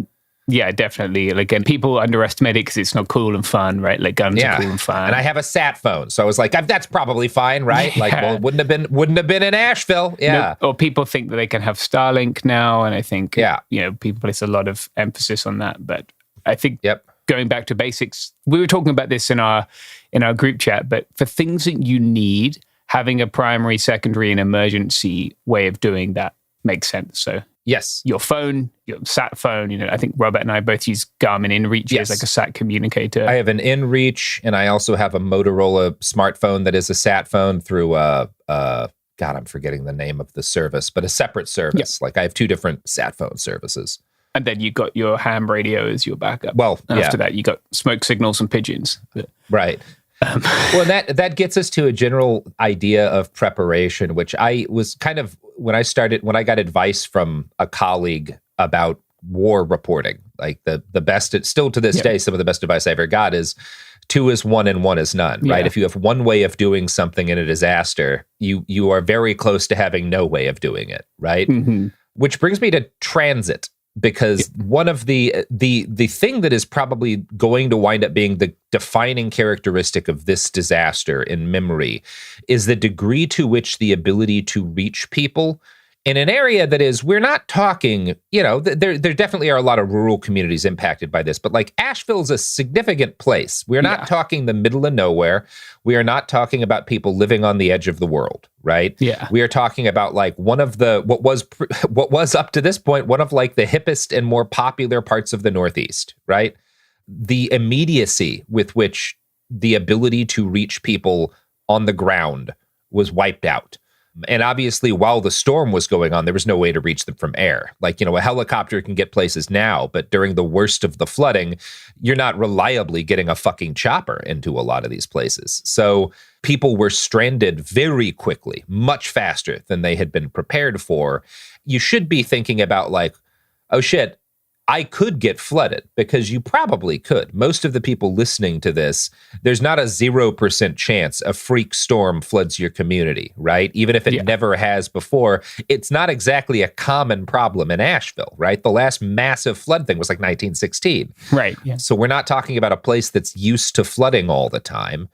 But likewise, like, it's not just flooding that can do, fire could do this, right? Mm-hmm. I am thinking the last kind of near disaster we had where I was in 2020. Where I live right now, I am in the city of Portland, and we were like 3 or 4 blocks away from where the evacuation orders had spread during the fires in 2020. It was not a foregone conclusion that they would stop before reaching the city. This is also, I think, people in Southern California. Yeah, definitely. There's a shocking number of communities with money that are really built up, that if a fire hit at the wrong time of year, there's no stopping it. And like, you need to be thinking about, how am I preparing to be informed during the seasons where this is like of highest likelihood? Like, because the only real safety there is paying attention to what's happening and building an understanding of how quickly things can go badly so that you get out ahead of time. Because if the disaster just hits, you're not going to get on the highway and drive through a fire or through a flood. I don't care if you have a fucking safari snorkel. I'm looking at those waters. You are not getting the most kitted out Land Rover on God's green earth was not getting through some of those waters. I'm sorry. Yeah, you need a submarine for that shit. Like, I remember my house flooded when I was probably 17, 18. And I remember that a couple of the things I remember, first of all, was like, most of your shit is not that important to you. I remember being 17 and being like, oh man, we got this. Back then, having a widescreen TV was a big deal for us. And just and then thinking like, oh, my neighbors are 80 something. Like, fuck the TV. I need to check if those people are okay. And then people completely overestimating the capability of their vehicles in floodwater. Yeah. Which they always will do. Mm-hmm. It will always be the people with the biggest trucks that cause the most problems for everyone else who overestimate where their vehicles can get them. Yes. And like, you can die in your vehicle crossing relatively shallow floodwater. Like, this isn't, it's a serious business. Or get burned to death, which happens all the time, has happened very recently in communities in like California. People just get fucking incinerated. So don't be that person. Pay attention. Like, one of the things to pay attention to is like, when the warnings started to come in, there will be good breakdowns fairly soon in places like the New York Times on when warnings came in and how much time people actually had. Yeah. But don't gamble with stuff like this. Fucking drive to high ground, or, drive to whatever seems like the safest place and fucking crash in your car if you have to. Yeah. And this is why, again, when it does come to survival stuff, I'm a big fan. If you have the money, spend $200 on one of those buckets of dried food, because you can keep a bucket of dried food and 5 gallons of water by the door. You can throw that son of a bitch in your car, and carrying the water might be a pain in the ass. But if you have to get out and run, those buckets of dried food with a week or so of food in them are not that hard to carry. You hold it under your arm, you keep a backpack on your back, and you run like a son of a bitch to whatever evacuation exists, and you'll have some food with you. Yeah. You know? Like this is one of the ways I think about stuff like this. You know, it's obviously preferable if you can just hunker down in your fucking house full of gear and equipment. But I'm sure there were people who had to evac or who got flooded out in Asheville, and their house that got flooded out was full of survival gear. I know for a fact that happened to people. Yeah, and it happens everywhere to people, right? Talking of happening, Robert, what should be happening right now is an advertising break. Oh shit. It should have happened 10 fucking minutes ago, James. Yeah, but here we are, buddy. Here we are.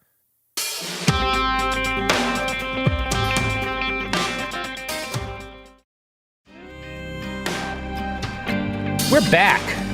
You know, when it comes to talking about like the degree to which people's high-tech and expensive equipment, including vehicles, has run out very quickly. One of the stories that has been most interesting to me is of like one of the first groups of people to be able to get supplies in significant quantities to some of these isolated mountain regions was a guy with a shitload of donkeys. Oh yeah, the mule team. The mule team guy. Yeah. He was, one sec, let me pull this up. I've got this bookmarked.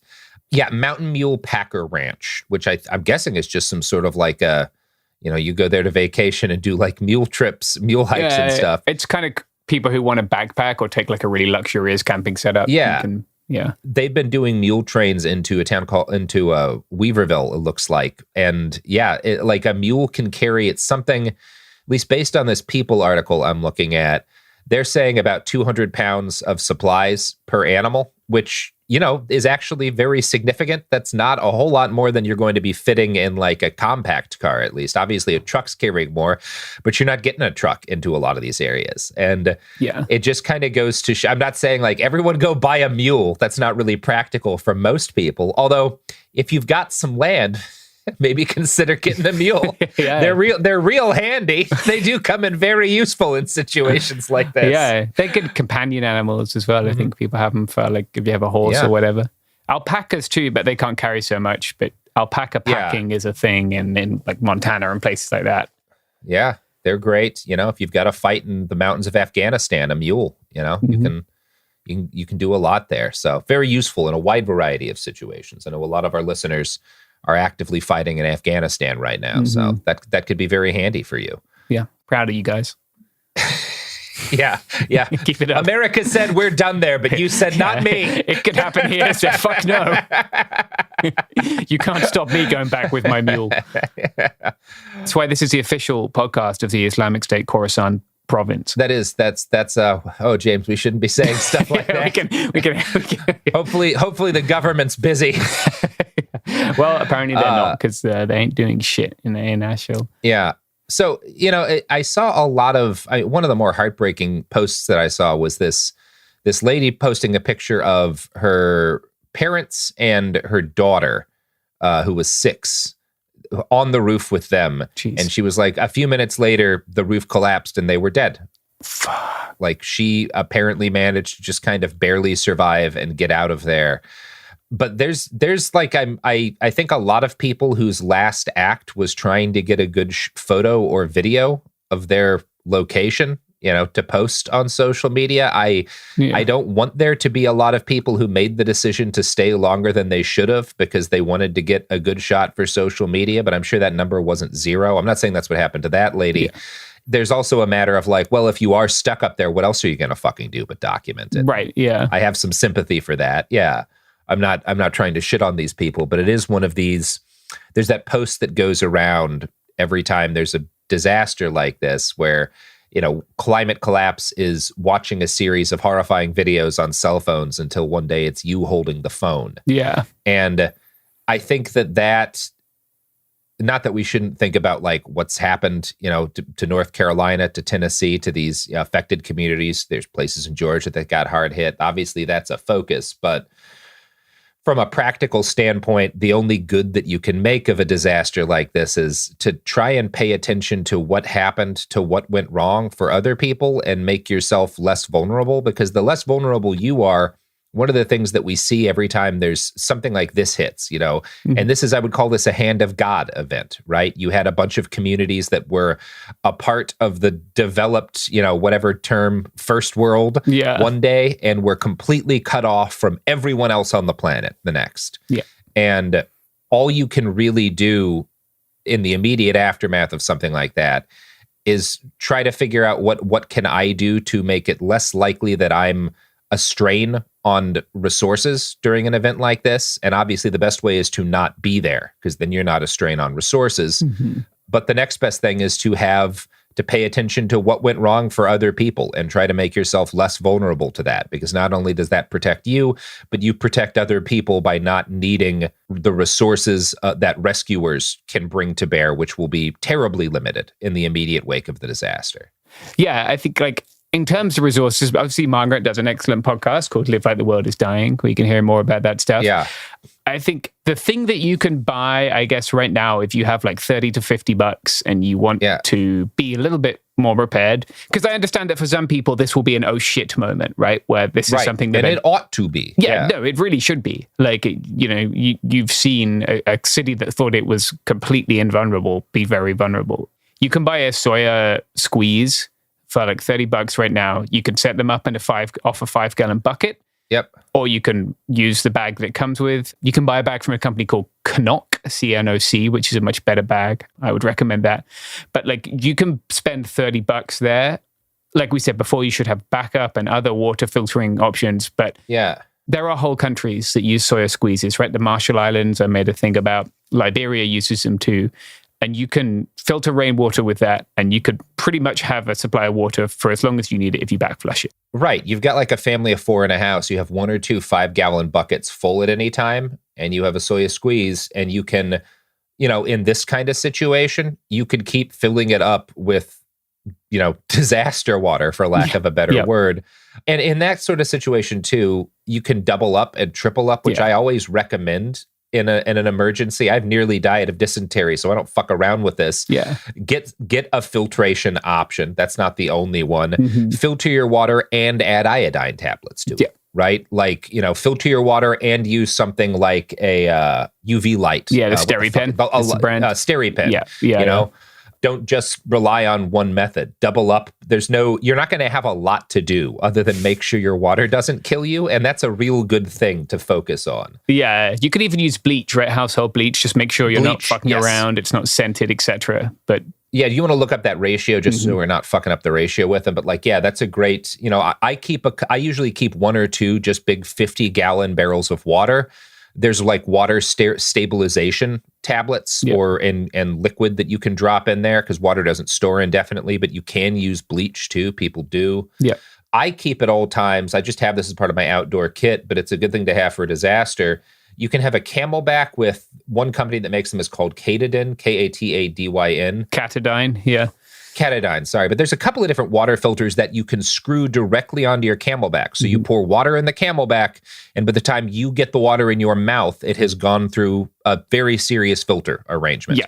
And that, again, that can be part of I pick this up and I take this with me, and no matter where I go, I can pour water into the Camelback, and me and my family can drink off of it. Or we have 2 Camelbacks or whatever, have 4 liters on you. This is not free, but it's not prohibitively expensive. It's certainly not like buying nice firearms, right? And it is considerably likelier to save your life than an AR-15. Yeah. There are magazines of ammunition that would cost you more than this would. And with all of these things, once it's dirty, it's not clean, right? So your Camelback bladder is now dirty water bladder and stuff. Especially in a disaster situation, don't be mixing and match. Just get a Sharpie and write on it. Likewise, I have a jerry can. I just wrote the bleach amounts on it with a paint pen, and it's there now. And now I know. None of this stuff is hugely complicated, and like everything else, right? The more familiar you are with it, that if you go camping a lot, like Robert was saying, you already have a system in place, so you're already ready for that. Yeah, I keep something called a Grail on me, which is just like a cup that has a filter, it's a 2-part, almost kind of a thermos type deal. Yeah. And you fill the bottom part with water, and you press the top part in, and it fills an internal reservoir with filtered water. And then I'll drop a tablet in there or something. And or I'll pour that into a larger thing and put the tablet in there. Yeah. But you can always have multiple options for water. And it's the kind of thing where like, there's no reason not to. A Camelback and a filter plus a bunch of pills plus some sort of like hand pump rig. You're maybe out $150. Yeah. And you have 3 different methods of keeping your water clean. Yeah. I think they're surplusing out a lot of the MSR Guardians that the US military used to buy. You can get those pretty cheap. Yeah. Those are great. Like I was just in the Darién Gap. I used one of those and then chemical treatment and like, I'm okay. And you can also bulk process with the Gravity Guardian. You can do 10 liters at a time.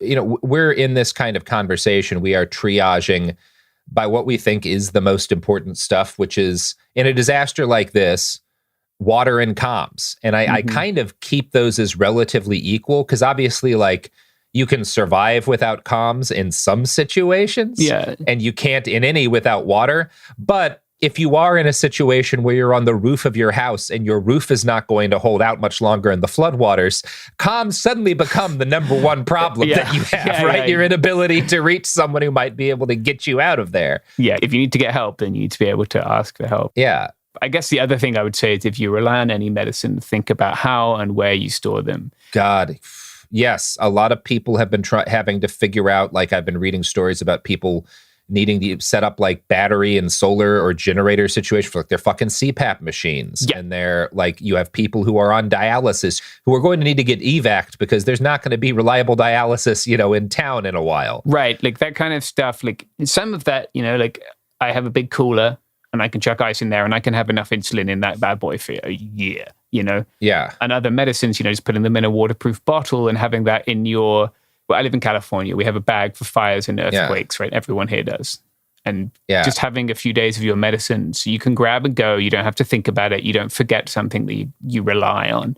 Yeah, and that's also what you should be thinking is like, if it takes me 2 or 3 days to get evac'd and out to an area where I can like spend money again to get access to the things that I have on a daily basis, what shit can't I survive without until I get to a part of the world where I can get access to things again. Right. Which is, again, why we're kind of focusing on comms so that you know what's happening so that you can maybe reach people. Water, and then underwater, like food, and obviously things like, thank God we are not in a time of the year when this happened where people are going to like freeze to death immediately, right? In the middle of something like this. But that I would say like access to warm and dry clothing could be up there equal with, water and comms if you're talking about a kind of disaster that might put people out of their homes in an area where you can die in minutes in the like if you live out in the fucking Great Lakes region, depending on the time of year we're talking about a disaster, that could be right up there, Yeah. You know what you need based on where you live, but be thinking about what keeps you alive. That's really a lot of disaster preparedness is actually trying to understand what is it that keeps me alive. A lot of our economy exists in having that not be obvious to you. Yes. Yeah. You in putting your priorities elsewhere. But think about what stops you dying. Maybe have a couple of spares and have it in a place. Having all this stuff is great. If it's in 17 different tote bags in your attic, that's not much use to you when you don't have very long to get out your house. So having stuff like Robert said, by the door, in your car, in a backpack, whatever, that you can easily access and be okay, then you have it. And then you when you need it, it's there and you know where it is. Yeah. Yep. Well, James, how we doing? It's happened here, buddy. It's happened here. Yeah. Like we said it would. Yeah. It could. Like we keep saying, this was like the messages I was sharing with people immediately after this was like, oh, this is the one. This is the one we were worried about. This is the hand of God sweeping into a community and just knocking it off the edge of the earth. Yeah. Not that this kind of thing doesn't happen, but this is the first one, at least since I've been really focusing on this stuff in the US, where it hit somewhere that just was not on my radar as a super vulnerable place. Definitely, yeah. And it'll happen again next year, and with this it'll happen again. Yeah. And it'll surprise you. It'll surprise you again where it hits. That's the thing. There's no climate haven. Yeah, no, it doesn't exist. Yeah, not on this planet. I would say, like, if you have money and you want to help, mutual aid disaster relief are great. Yes, let's talk about that. Let's go to ads one last time, and then when we come back, we will tell you who you can send some money to help people who are actively suffering.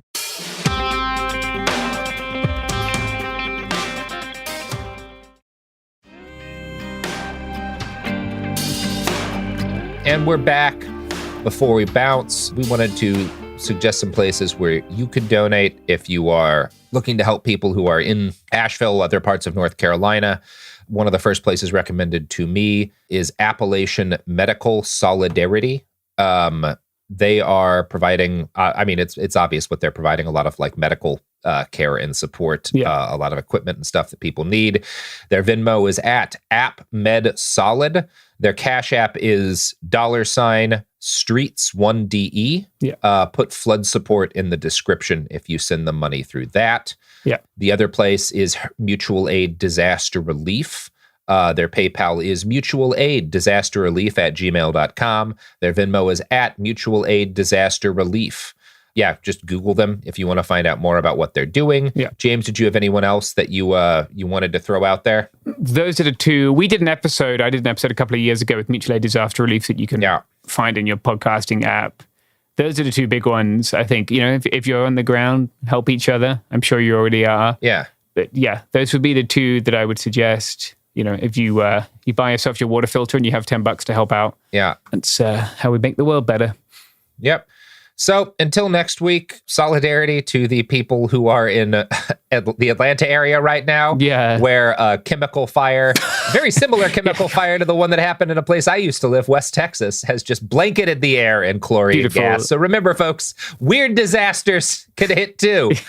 We're living the dream. We're not just talking about hurricanes and fires here. Anyway, that's it for now, everybody. Good luck. Stay safe. Make sure you drink plenty of water. Bye.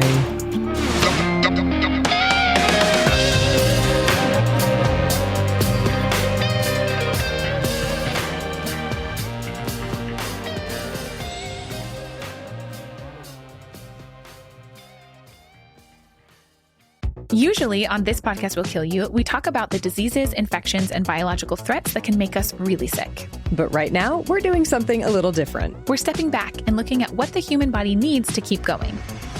When you consider what we know about sleep in humans, there's one rule that comes out. We are predictably unpredictable sleepers.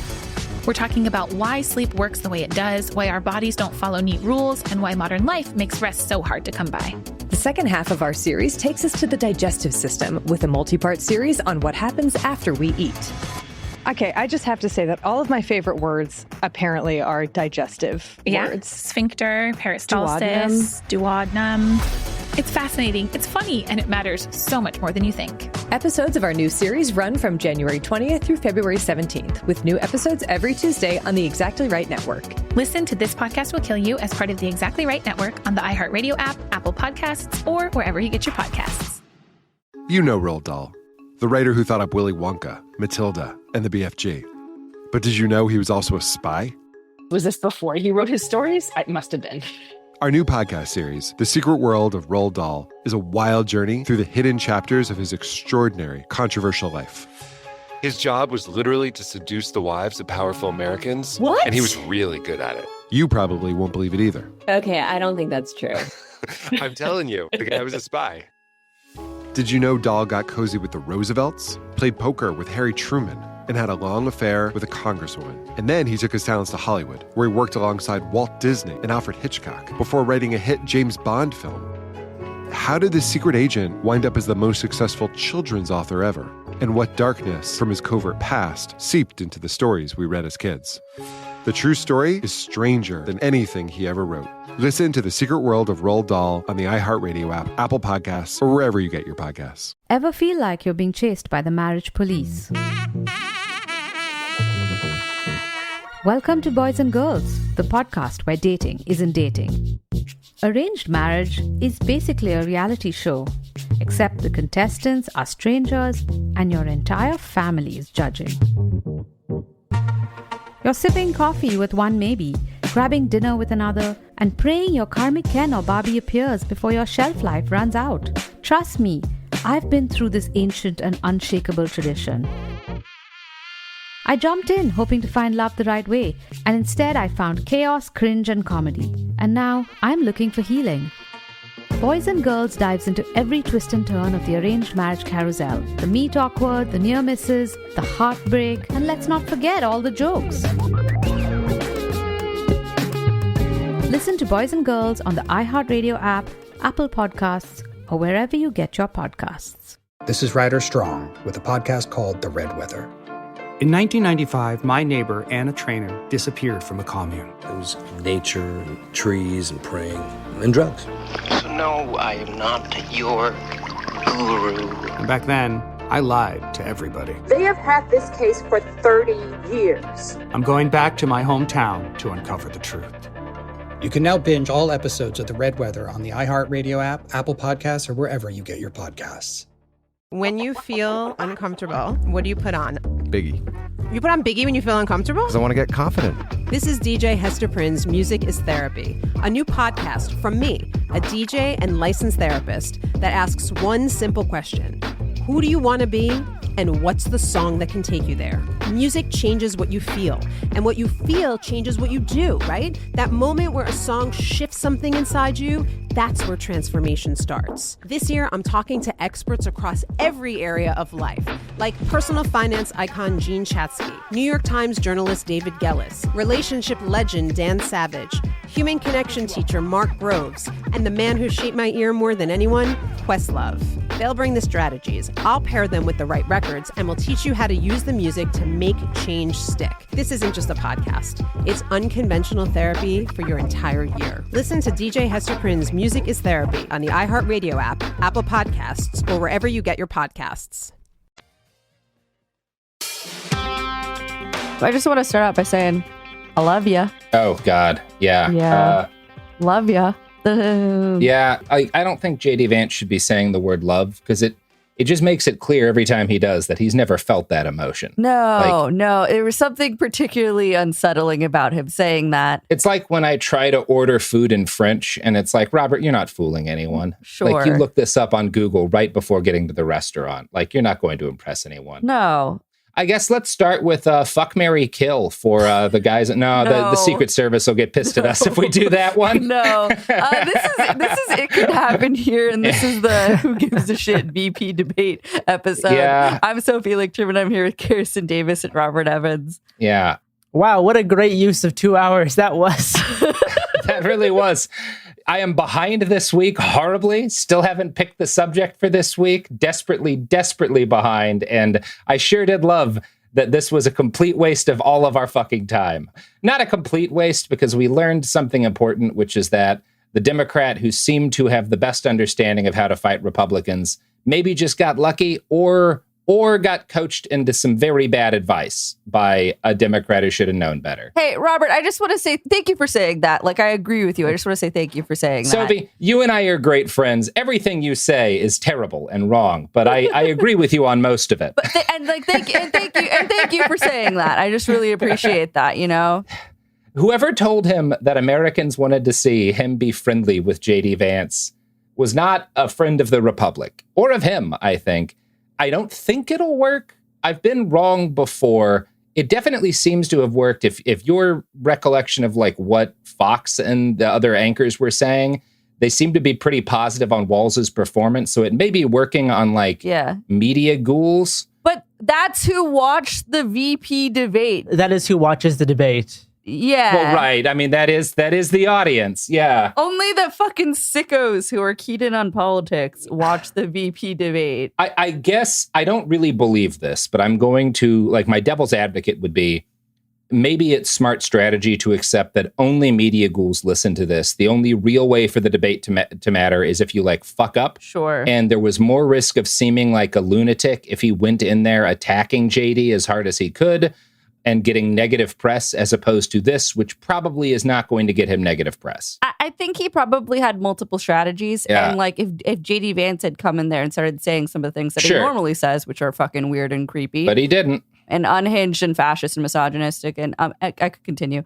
But then we might have seen a different Tim Walz. But because JD Vance's entire strategy was like, hey, I can appear normal even though I'm not.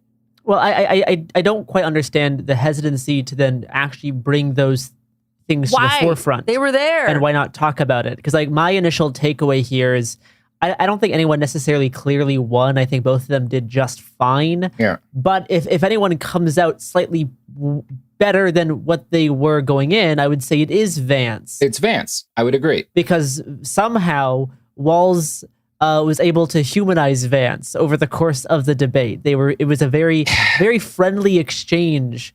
And that just serves to undercut the months of work that Walz has done to paint Vance as a weird, unhinged extremist, which he is, and instead making him seem like just a reasonable politician that, although we may disagree on a few things, we actually agree on a lot of the problems and solutions. We both care about this country. We're trying to help people. And like, no, JD Vance, like there was that bit where they were talking about mass shootings. And he was like, I truly believe that Vance, cares about these kids. JD Vance doesn't give a shit about dead kids. Never has, never will. He's not capable of it. And it undercut one of the more powerful moments that Walz had, where he was like, my son was at a mass shooting. Christ have mercy. It was so interesting, too, because upsetting. I know Walz is, and I know that I'm coming into this as the guy who's generally pretty anti-gun control, but I'm just from perspective of Democratic Party strategy. Number one, this is something they go after hard, so you can't half-ass it, right? Sure. This is not like the border where they really do feel a need to like lean into the right-wing argument. The Dems are very unequivocal about what they about like the fact that they want to ban IR-15s. Walz didn't really commit to that until a little bit when he was specifically pushed on whether or not he agreed with an assault weapons ban, and instead his language up until that point was not very different from Vance's, aside from their disagreement over fortifying schools, but it was all stuff around the guns. Whereas the Democratic Party's line, and the line of most Democratic politicians has been, it's about the guns. And I did find it interesting that Walz, he had to kind of be goaded into really embracing that by the moderator. Now, one of the first things I noticed from watching the debate, which just happened like once or twice, and I didn't realize this was just like a reoccurring trend across the whole night, is that each candidate would try to separate the other from their running mate. Be like, I'm sure Walz or I'm sure Vance agrees with me on this, but their running mate doesn't, and that's the real problem. And this just kept happening. They kept trying to like be nice to the actual like opponent in the debate by separating them out from their running mate, who's the real source of the problem. And that's just like, it just kept happening. Like, what are you doing? Like, you're running on a joint ticket. There's no reason to do this. And I think kind of part of what their strategy may have been, yes, these debates are probably only watched by freaks, but I think there are also certain freaks who are like weird, like independent centristy freaks. And I think this is who they were going after. Yep. This entire debate was focused on appealing to the center. It wasn't really based on like going heavy into like each side's own base, because they've already made up their minds. And I think the issue for me at the end of this debate is because both of them were trying to court the center vote, I think Vance did about just as good as Walz did going after the center, and Walz kind of even helped him. And in effect, if Vance comes off as just a slightly better debater when they're going after the same base, that just leaves Walz with like not really making any ground, where he could have actually just hit Vance quite hard and actually gone more on like a party line, or actually just like gone more towards like all the reasons that Vance is fucked up, which he just avoided to do. Yeah. So my main takeaway was like, if they're both courting the center and Vance kind of barely edged him out in some regards, maybe Walz should have just actually been way more aggressive, and the kind of lack of aggression really only hurt the Democrats, because in the end, it kind of benefits Vance if you give this like half-assed mediocre performance. We'll see because again, this is not being listened to by average people in the same way that like the last presidential debate was. This is not, I don't think, moves the needle one way or the other because it was so close. I would be inclined to agree with you that I think Vance did more of the things he needed to do for this to be a benefit to him. I'm not sure in a way that helps the campaign, because most of what Vance did that probably helps him was stuff that I think would set him up better in a world where Trump doesn't win re-election. Sure. That would set him up to continue to have a career and to be re-embraced by respectable kind of politics. The thing that makes me kind of doubt myself, because I think there's a possibility this comes out as a Walz win. And if that is the case, it will be entirely because of the last question on January 6th. Sure. Because the way these things tend to work in popular memory, not again, people like us who sit through the whole thing, nearly all of whom are journalists or unusually engaged voters. But the thing there's two moments that are most likely, one from each of them, in my opinion, to get clipped out and go viral. And for Vance, it was the January 6th thing where Walz drilled him. And I think this was actually one of his few fairly effective, aggressive moments where he was like, forced him to answer. And Vance refused to answer as to whether or not he thought Trump had lost in 2020 in a way that was, I think, kind of embarrassing for him and is probably pretty easy to clip out. That might wind up being the big kind of viral moment of the night. If it's not that, it'll be Walz flubbing. We should talk about the China question. Yeah. But I don't think the China question that Walz flubbed is on an issue that Americans overall care about, which is Tim Walz maybe exaggerating when he talked about his vacation in China one time in the 80s. Yeah, let's take a quick break and then let's dive in a little bit on that. Yeah.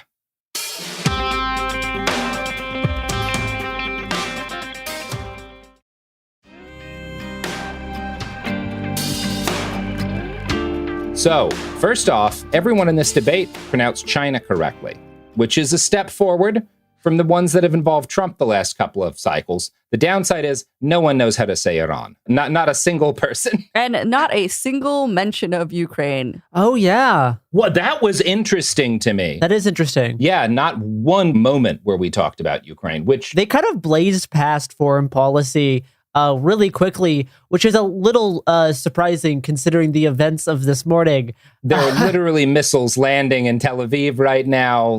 People are talking with, I think, some reason as to whether or not Israel might consider a nuclear response. Shit is legitimately a problem. I mean, and this is how they started the debate. They started by talking about how this was going to be a debate focused on how presidents or these vice presidents will handle America in a sudden crisis. As we've seen with the hurricane this weekend, and now escalating war in the Middle East. And although that was their kind of opening framing, they really got over those hurdles quite quick and then started talking about extremely boring shit for the rest of the hour and a half. The very first question was basically, Iran's bombing Israel, which I don't know, did Israel do anything to fucking Lebanon right before that?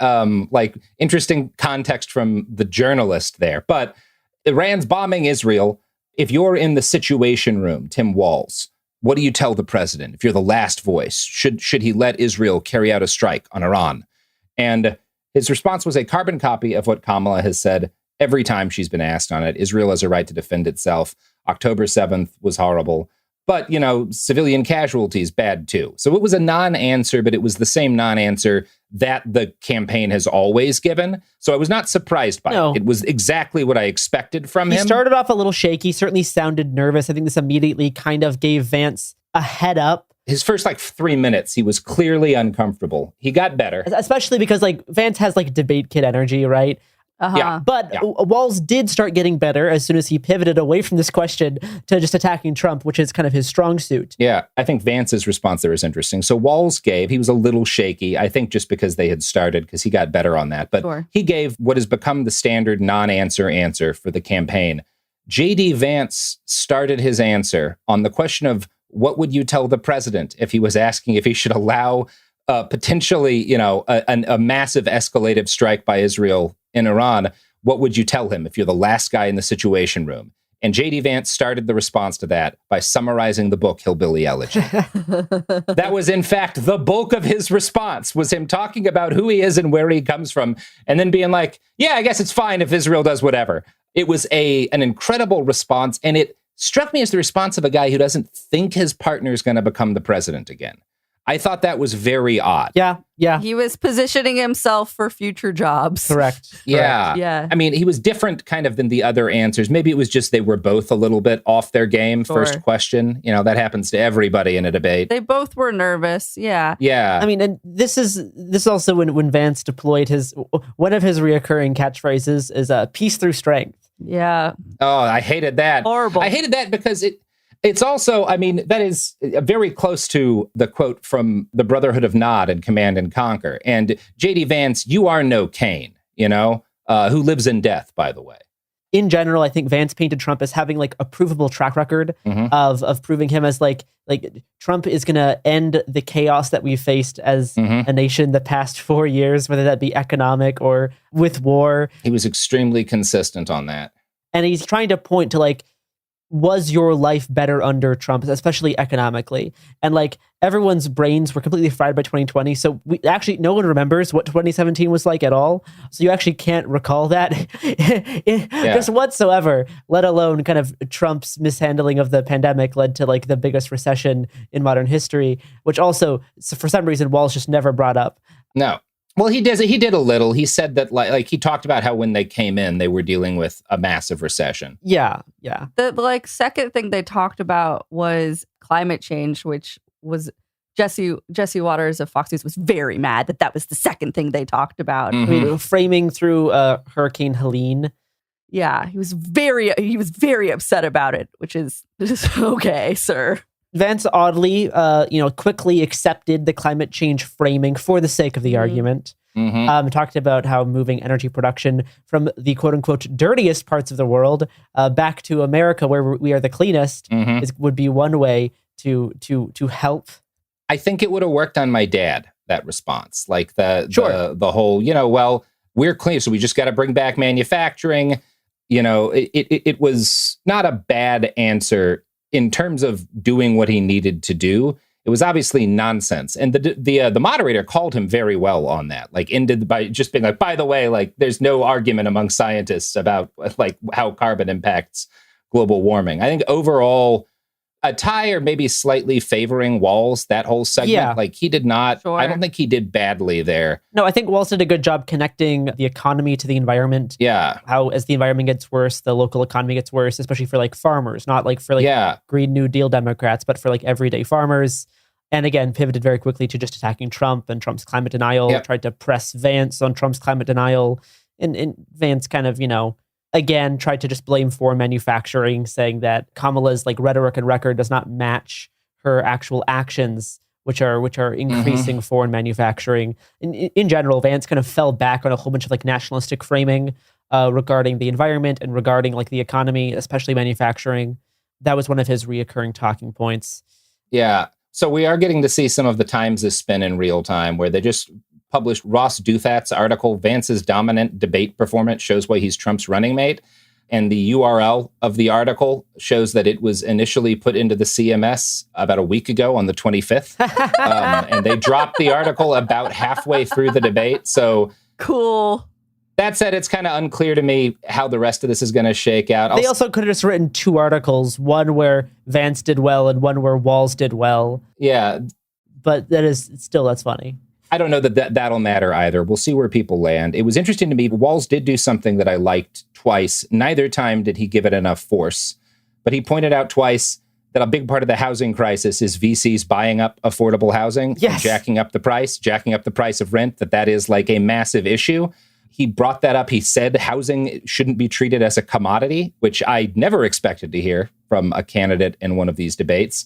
But he brought them both up like a guy on a debate who is like just kind of throwing out a side point so you don't forget to say it, as opposed to someone emphasizing it. And the thing to do with J.D. Vance is to point that you are one of those venture capitalists. You are one of the people who is hollowing out this country.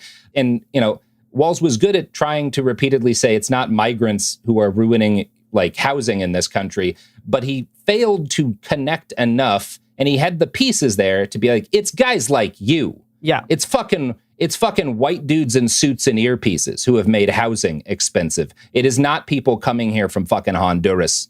Like, it's people like you who need to be reined in by the government. And he just wasn't willing to commit to the answer that he clearly had in his pocket. No, he just never went on the attack. And it's just odd because he was probably coached on this, but like, I think it's coaching. He did not do any of the things that gave him this job in the first place. He didn't play to any of his strengths. Instead, Vance was able to play to Vance's own strengths, and Walz was able to just be a slightly less polished moderate. Which why are you trying to frame him as a slightly less polished moderate going up against a debate kid like Vance? Walz needs to be like on the attack. He actually needs to show like a strong resistance. in order to actually like make a large impact in the debate. And that's why I think this kind of largely swung towards Vance. Yes. By the end, if they're both trying to court this same like moderate vote. Now, as always, the immigration section of these is always frustrating. No one talks about how fentanyl is largely brought in via citizens. No one feels the need to bring that up. Mm-mm. CBS did have a little fact check, or not a fact check necessarily, but like a little comment talking about how the majority of Americans polled are in favor of deportations. But they specifically asked Vance, like, how is your military deportation plan going to work? And will you separate like children that are born in the United States from illegal immigrants? And Vance just refused to answer that question repeatedly. He sure They did. tried to get him to answer multiple times. He continually refused it, instead saying that like Kamala's border policy is already a child separation policy.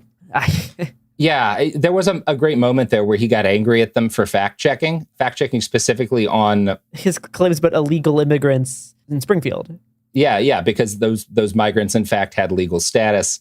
And he was like, you guys said you weren't going to fact check? No. He didn't say. He shouted. Yeah, he yelled. The rules were that you were not going to fact check.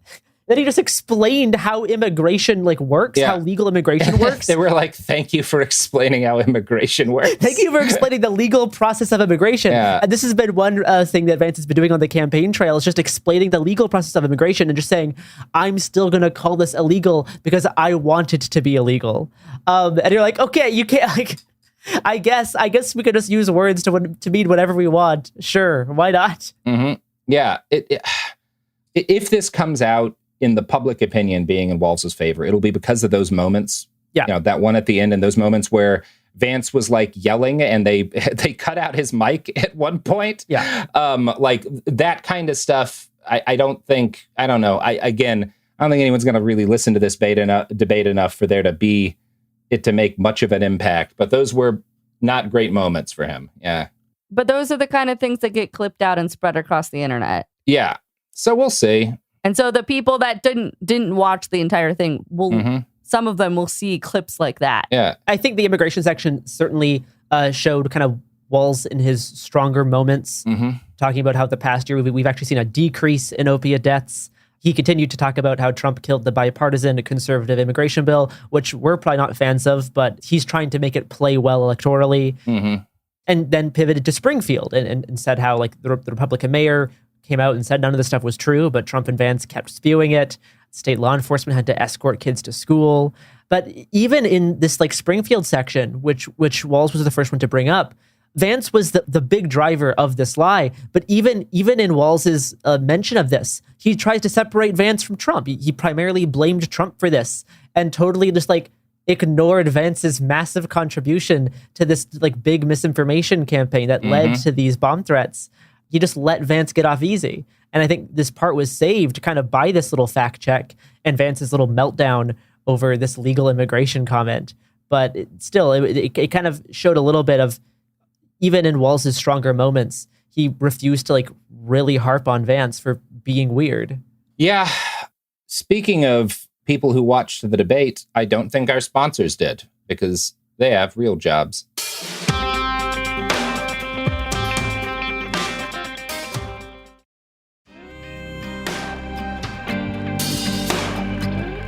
Hello, we are back. Now, one of the biggest issues for me in this campaign is how much time exactly did Walz spend in Hong Kong? This is like really one of the primary issues impacting my vote.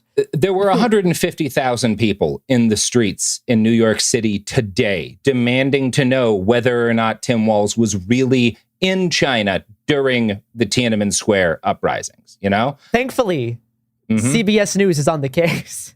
Yes. We didn't have a second for Ukraine. Not 1 second. There was at no point any questions asked about the loss of life due to the genocide in Gaza. Not one. But by God. This was really goofy. Basically, they asked Walz about this comment he made in 2014 about being in Hong Kong during the Tiananmen Square massacre, when kind of reporting shows that he only arrived in August, basically like 2 or 3 months later. And I don't know if either Walz just misunderstood the question or purposely avoided it, but instead of talking about this, he just summarized his entire career, both as a school teacher and in politics. and then emphasized that although he spent time in China, he is loyal to the United States. And it was just really odd. And like you could even see Vance like slowly like smirking the longer Walz just kept going on about his career. And at the end of his like weird like non-answer about his commitment to the United States, the moderators asked again. They're like, well, were you there for the massacre? And then he very quickly clarified. He was like, I mean, yeah, I might have misspoke. I don't understand why you wouldn't just very clearly say, yeah, I misspoke. I was there for the aftermath of the massacre. I was there during the uprising. Or I got misquoted. I was there the year of the uprising. Yeah. He was there during some of the uprising, but he arrived in the aftermath of the massacre. I don't know why you can just say, yes, I arrived in the aftermath of the massacre. I misspoke 10 years ago. Like, it's very simple. Your weird, long 2-minute avoided answer just makes you like look like weak and unnecessarily slimy. It doesn't make any sense. It just is weird because, of course, they were going to ask that question. Why did you not have a prepared answer? I mean, this only became a news story today. Like this only became a news story like a few hours ago. Still, have some kind of a prepared generic answer. I'm sure he did. My guess is that if I was debate prepping him, I would have assumed they were going to ask one of the questions about his service based on all of like the different sort of like totally right-wing shit coming out. Everything about his performance was the result of a guy who was over-prepared and prepared by people whose focus was on him not upsetting the apple cart and embarrassing the campaign, not on him winning. Yep. That is how he was coached. And he was well prepared as a general rule. For the most part, when JD Vance would like make a claim about, fentanyl, he had a counter fact, right, that he could bring up. And he did that reasonably well. He seemed confident about the information. He clearly put in the work, but none of what he was prepared for was hurting Vance. He was entirely prepared to not make an easy fuck up, which maybe is the smart move if you're just like, we just don't want this to upset anything because there's no way it'll help. Like, my guess is that he was told going into this by his handlers, this debate is not going to win us the election, but it could lose us the election. So what we need to make sure happens is that you don't fuck anything up or seem too mean or seem too weird yourself. So we are going to like train you to be as boring as possible. And they did that. And like as a follow-up, Vance was asked about his like previous like anti-Trump like Hitler comments, and specifically was asked like if he can be trusted to actually like give Trump good, honest advice and not just say whatever he thinks Trump wants to hear, which Vance gave us similarly avoidant answer and just talked about tariffs. And then the moderators did not follow up with Vance about his avoidant answer. So there you go. The abortion segment is basically a rehash of what happened in the Kamala Trump debate, with like Vance talking about a bill in Minnesota that he claimed like leads to the death of like babies who were aborted like after birth, or like some kind of odd thing that just isn't true. Yeah, that was pretty silly. This was one of the issues where he was weakest, and I think we were all maybe slightly upset that Walz again was kind of hands off on this.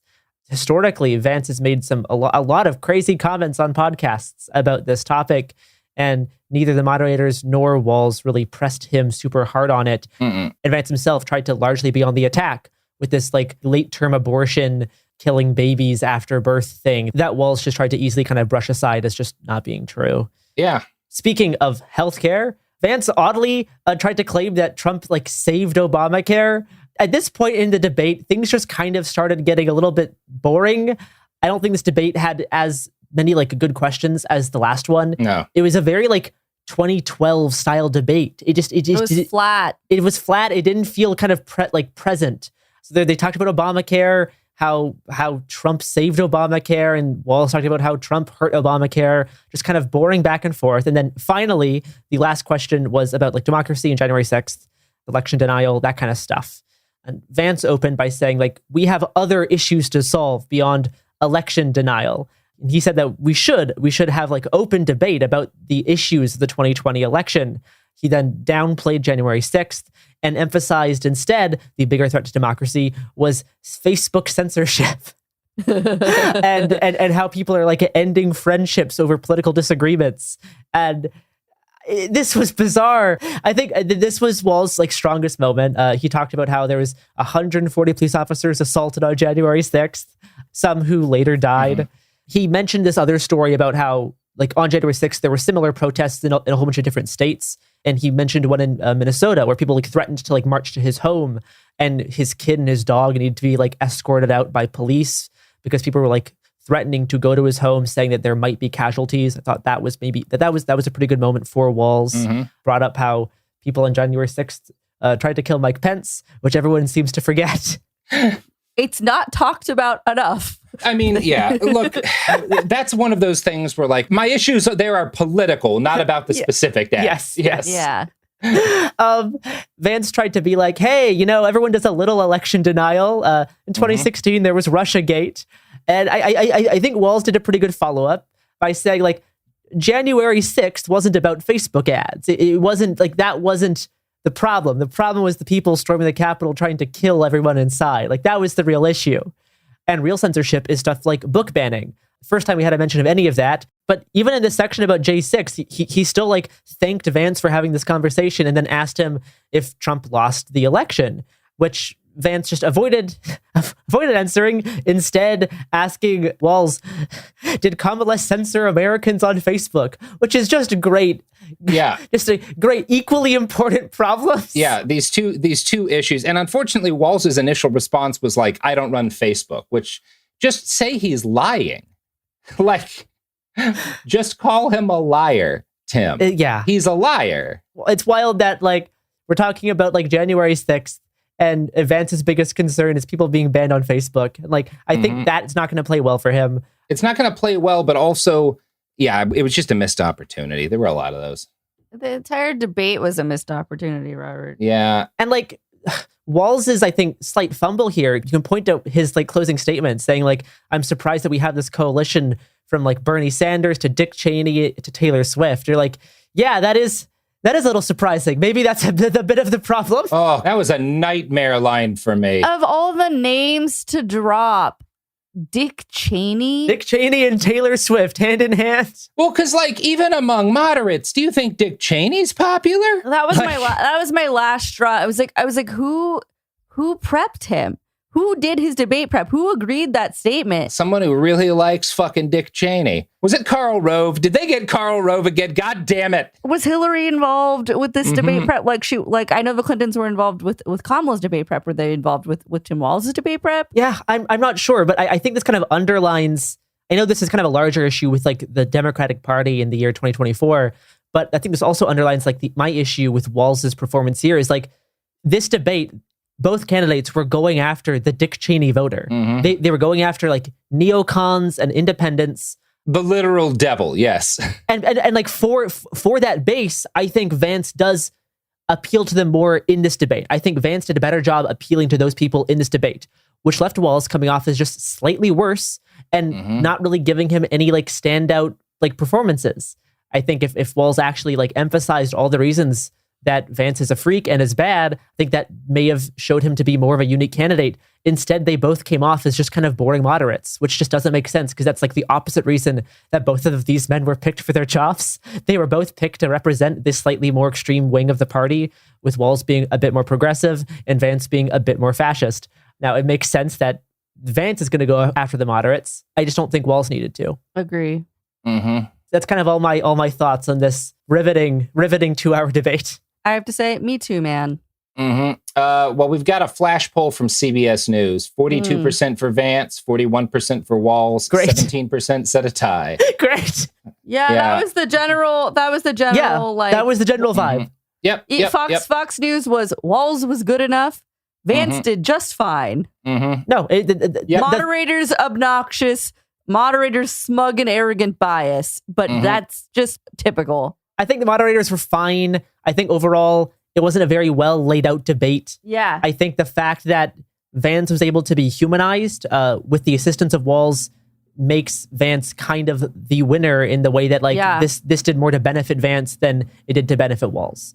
And the fact that Walz kind of acted counterintuitively to his whole line of messaging from the past year is a fundamental mistake that I hope the Democrats would reevaluate going forward. But they're the Democrats, so Just interesting take that I've seen online, and also a take from my Midwest moderate Democrat mother is she said to me, just remember, Tim is from the Midwest, and Minnesota is the most Midwest there is. It is not in his nature to be anything but polite. Not what we're used to seeing in a debate, but it was a little refreshing. So I'm just saying. I mean, yeah. If you went into this already liking Walz, this won't make you dislike Walz. My mom definitely already liked Walz. Right? That's why I think this is largely inconsequential. Even if Vance got a little bit of a leg up, it is largely inconsequential. Do you know who the winner of the debate was? Minnesota. Sounds like a great place to live. Got great PR tonight. I guess so. Walz was clearly doing the best here when he was like just talking about how nice Minnesota is. He's like, it's great here. And Tim, we all know what the winters are like there. Yeah, You're not fooling anybody. Like, come on. Sir. That said, if you live in the Portland area or really anywhere in Southern California, move to Minnesota. Just get on out of here. You'll love it. You're going to have a great time. Everyone in Minnesota is going to love you. People love Californians when they move other places. It goes well. It's always happy. Always a good time. So if I had any advice to end on, it's people who are currently in Los Angeles, move to Minnesota. You will be beloved. People will want to listen to your policy ideas. It'll be great.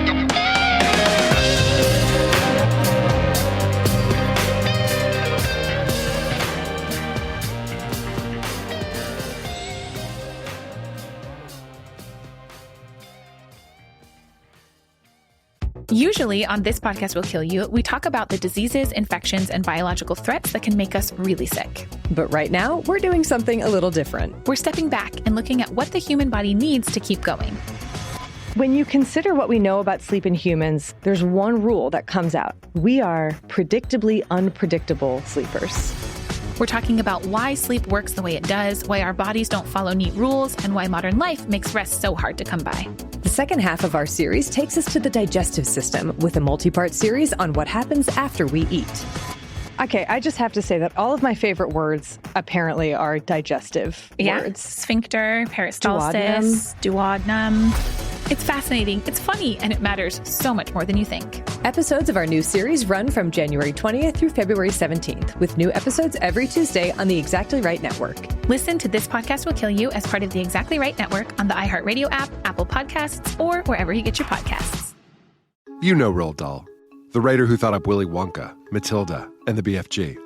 But did you know he was also a spy? Was this before he wrote his stories? It must have been. Our new podcast series, The Secret World of Roald Dahl, is a wild journey through the hidden chapters of his extraordinary, controversial life. His job was literally to seduce the wives of powerful Americans. What? And he was really good at it. You probably won't believe it either. Okay, I don't think that's true. I'm telling you, the guy was a spy. Did you know Dahl got cozy with the Roosevelts, played poker with Harry Truman, and had a long affair with a congresswoman? And then he took his talents to Hollywood, where he worked alongside Walt Disney and Alfred Hitchcock before writing a hit James Bond film. How did this secret agent wind up as the most successful children's author ever? And what darkness from his covert past seeped into the stories we read as kids? The true story is stranger than anything he ever wrote. Listen to The Secret World of Roald Dahl on the iHeartRadio app, Apple Podcasts, or wherever you get your podcasts. Ever feel like you're being chased by the marriage police? Welcome to Boys and Girls, the podcast where dating isn't dating. Arranged marriage is basically a reality show, except the contestants are strangers and your entire family is judging. You're sipping coffee with one maybe, grabbing dinner with another, and praying your karmic Ken or Barbie appears before your shelf life runs out. Trust me, I've been through this ancient and unshakable tradition.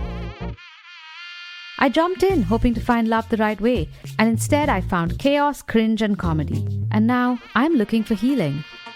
Boys and Girls dives into every twist and turn of the arranged marriage carousel. The meet awkward, the near misses, the heartbreak, and let's not forget all the jokes. Listen to Boys and Girls on the iHeartRadio app, Apple Podcasts, or wherever you get your podcasts. This is Ryder Strong with a podcast called The Red Weather. In 1995, my neighbor, Anna Trainer, disappeared from a commune. It was nature and trees and praying and drugs. So no, I am not your guru. And back then, I lied to everybody. They have had this case for 30 years. I'm going back to my hometown to uncover the truth. You can now binge all episodes of The Red Weather on the iHeartRadio app, Apple Podcasts, or wherever you get your podcasts. When you feel uncomfortable, what do you put on? Biggie. You put on Biggie when you feel uncomfortable? Because I want to get confident. This is DJ Hester Prynne's Music is Therapy, a new podcast from me, a DJ and licensed therapist that asks one simple question. Who do you want to be? And what's the song that can take you there? Music changes what you feel, and what you feel changes what you do, right? That moment where a song shifts something inside you, that's where transformation starts. This year, I'm talking to experts across every area of life, like personal finance icon Gene Chatsky, New York Times journalist David Gellis, relationship legend Dan Savage, human connection teacher Mark Groves, and the man who shaped my ear more than anyone, Questlove. They'll bring the strategies, I'll pair them with the right records, and we'll teach you how to use the music to make change stick. This isn't just a podcast. It's unconventional therapy for your entire year. Listen to DJ Hester Prynne's Music is Therapy on the iHeartRadio app, Apple Podcasts, or wherever you get your podcasts.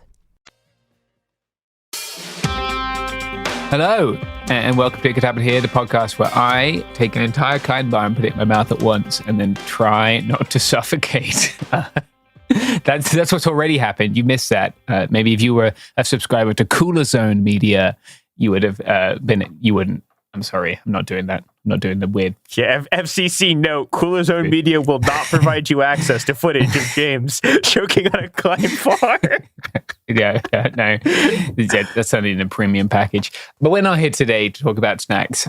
Sadly, that will be another podcast. We are here today to talk about my recent trip to the Darién Gap in Panama. So I guess to start off with, we should probably explain, like, do you think, Mia, I need to explain, like, where it is and what?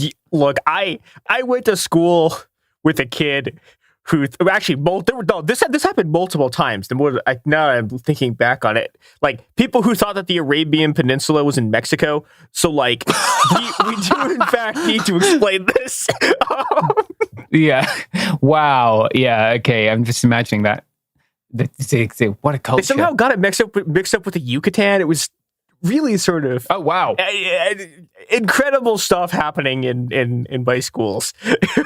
Yeah, fascinating. Yeah, okay. So for those of you who are not familiar, the Darién Gap is an area between Colombia and Panama that has historically, like, I've seen a lot of characterizations of this, which I think erase the existence of indigenous people, which, you know, shouldn't be shocking given the corporate media, right? But yeah, people have lived in this area for thousands of years. They have happy and fulfilled lives. They thrive there. It's not a desolate place.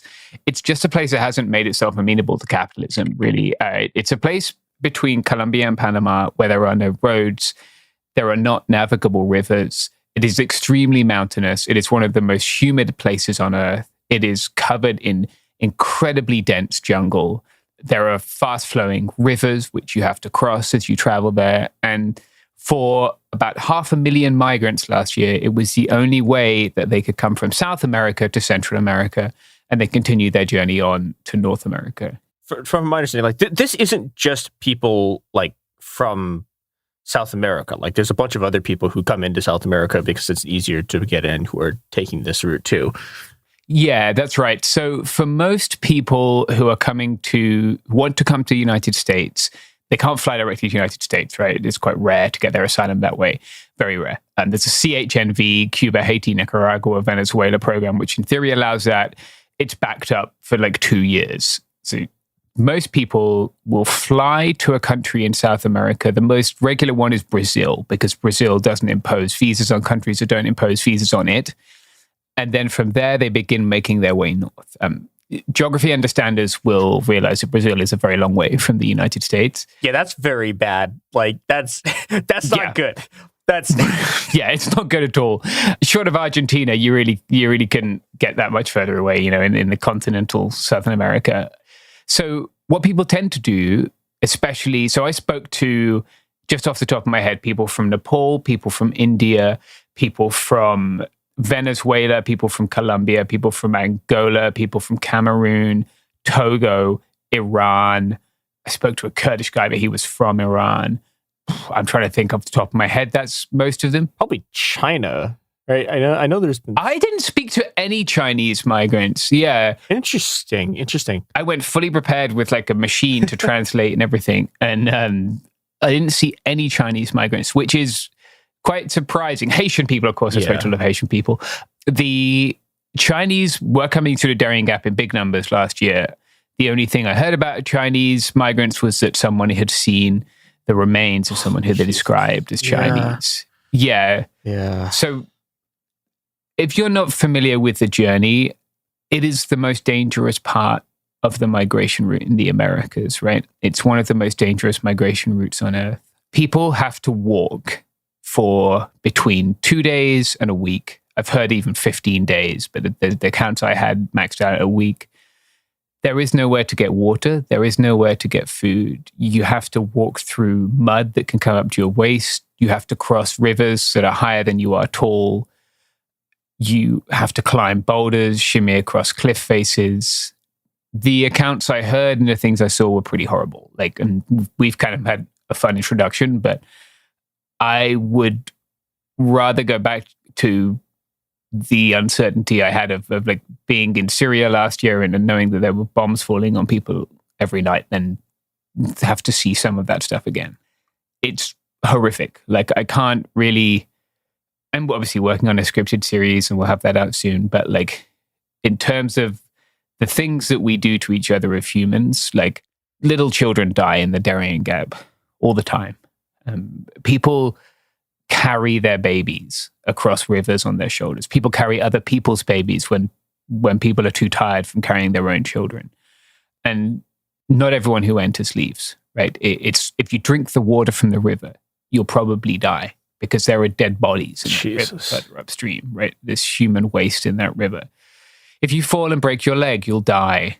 If you run out of water, you're not really in a place where anyone has any spare water to give you. It's horrific. Every single account of the gap that I heard was that no one should do it, that it's terrible, that it's inhuman, it's like nothing people have ever seen. But people don't have a choice, right? It's the only way for people. I spoke to I have over 100 interviews recorded. I spoke to more people than that. The vast bulk of them were from Venezuela, a place where I used to live.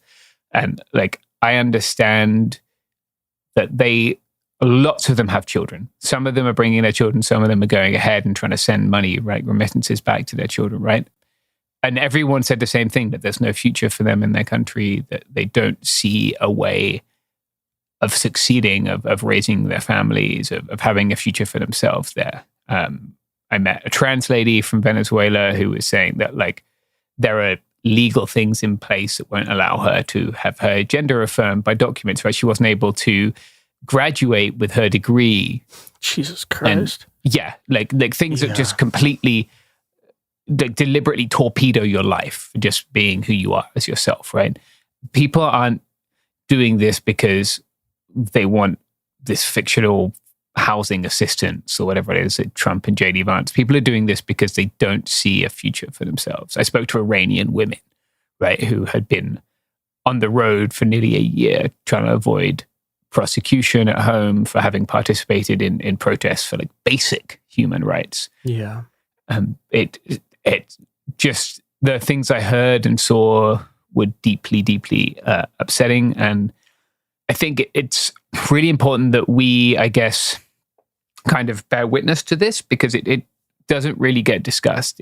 When the US media talks about migration, maybe if we're lucky, they'll come to the southern border for a day, right? And do some impressionistic piece on it. But like, pretty often they talk about migrants, but they don't talk to them. And so like, I think it's important that we talk to them. And I think it's important that we face up to the fact that like, this is a choice that the people who have been elected in this country have made. They've decided that the only way, for instance, the only place to use CBP-1, right, is in southern Mexico or north of Mexico City. Can you explain what CBP-1 is for people who don't remember? Yeah, sorry. So CBP-1 is an app that allows people to apply for an interview for asylum. Just to sort of skip ahead, I guess, people understand that they have to use CBP-1, And they understand that they can only do it in Mexico. And the people who I met in the Darién are now in Mexico, right? They take a series of buses north. Not all of them. I'll explain why, but some of them haven't been able to leave Panama yet. They take a series of buses north and they get to the Guatemala-Mexico border and they cross in Tapachula. And then they work out that CBP1 is not compatible with the vast majority of cell phones. It doesn't work with older Android, like Samsung phones. Oh my fucking God. Yeah. It works with iPhones. And I didn't see a single person with an iPhone. If you're wealthy, you can avoid the Darién, right? There are ways you can go around in a boat. Yeah. There are ways that you can sort of take a shorter route. The route that I was on is the route that people who do not have the resources to avoid this dreadful journey take. And now they get to Mexico and they realize that, you have to get to Mexico to make the application, right? And the way to get there is to cross the Darién. And then when you get there, you realize that this thing requires you to have a special telephone that you don't have. And it's just very bleak. It's a level of human evil, both in the sense of it has been actively designed like this and in the sense that they don't give a shit. Like the fact that fucking app doesn't work on Androids and doesn't work on older Androids. The fact that the app fucking sucks shit. Mm-hmm. Like the entire way. Yeah, like everything about this journey is designed to be painful, to kill people, to strip away like the hope that people have. Yeah, and it's designed to do this to like attempt to satiate the fucking insane bloodlust of like 7 dipshits in fucking like rural southern Illinois. And it's like, okay, there's literally nothing you can do to ever appease these people. The only thing that will ever appease them is their own death. Like nothing you're ever going to do to these fucking immigrants is ever going to make these people like you could put these people in a country that has 0 immigrants at all and they would still scream about it. There's nothing you can fucking do. And people have decided that in order to try to get like a 1% higher margin in an election, they're probably still going to lose. They're going to just fucking inflict inhuman suffering on unbelievably large numbers of people. Yeah. Like, I think that's the thing I want people to really like grasp is that like somebody has made a decision. Maybe we should take an ad break here. All right, advertising break.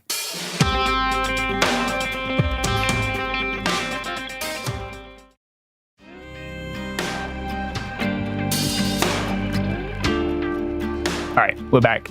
So specifically, I want to talk about like what the US is doing right now in Panama, what it started doing since July, right? That's why I wanted to go when I did. Panama had a change of presidency in July. We have Molina as president now. And he's promised to close the Darién, right? If your source was his social media, then you would think it was closed. I saw about 1,000 people a day crossing. None of them had seen a barrier. None of them had seen the razor wire that he's posted about. They didn't know that it was this thing. What they did know was that the US had an election in November, and everybody wants to get here before that. Yeah. You know, I tried to explain that like we actually don't transition power immediately, right? That happens in January. But everybody is concerned to get here before the election. And what the US is doing in Panama is the US is currently funding deportations. And I like saw that happening firsthand with, so this is honestly one of those things that just really fucks me up. And like, I need to, like, I don't know, it just, I tried to record stuff at a time and it's all just me saying, this sucks. This is terrible. This, like, what it looks like is, so you leave Bajo Chiquito, right? Bajo Chiquito is an indigenous village. It's a village of the Emberá people who were wonderful. They were nothing but kind to me. I stayed in their houses for a week and slept in my hammock in their house. I shared their food. I held their little babies. Like they were incredible and kind hosts, and I'm very grateful to them. From Bajo Chiquito, which is this tiny village, right? The population of Bajo Chiquito triples every day. 500 people live there. 1,000 people roll up every day. And then they're transported in dugout canoes, like a tiny canoe that is carved out from the trunk of a tree with a 2-stroke bolted on the back. I think I posted a picture on Twitter. If not, I will do. The migrants are taken upstream. They pay $25 each, and they're taken 5 hours upstream. If they don't have the money, there's 3 canoes every day that are provided for free. And they generally try and make sure that all the women and children get in those canoes, right? One of the things that Embraer has done is made everyone wear life jackets, just because a lot of these people can't swim, right? They've been crossing rivers above their heads. They told me that they made human chains, right? So everybody sort of locks their arms together because the rivers wash people away. They're transported from Bajo Chiquito to a place called Lajas Blancas, which is the first migrant reception center in Panama. So they're now leaving, like, they don't have reservations in Panama, but they're in the Embraer Wunan comarca. And then when they get there, they're in the Darién comarca. So they're in sort of outside of an almost entirely indigenous like state of Panama, and in like what you would consider like Panamanian government custody, I guess, when they enter in Lajas Blancas. And when they get there, they register, right? They show their passport, they do all that stuff.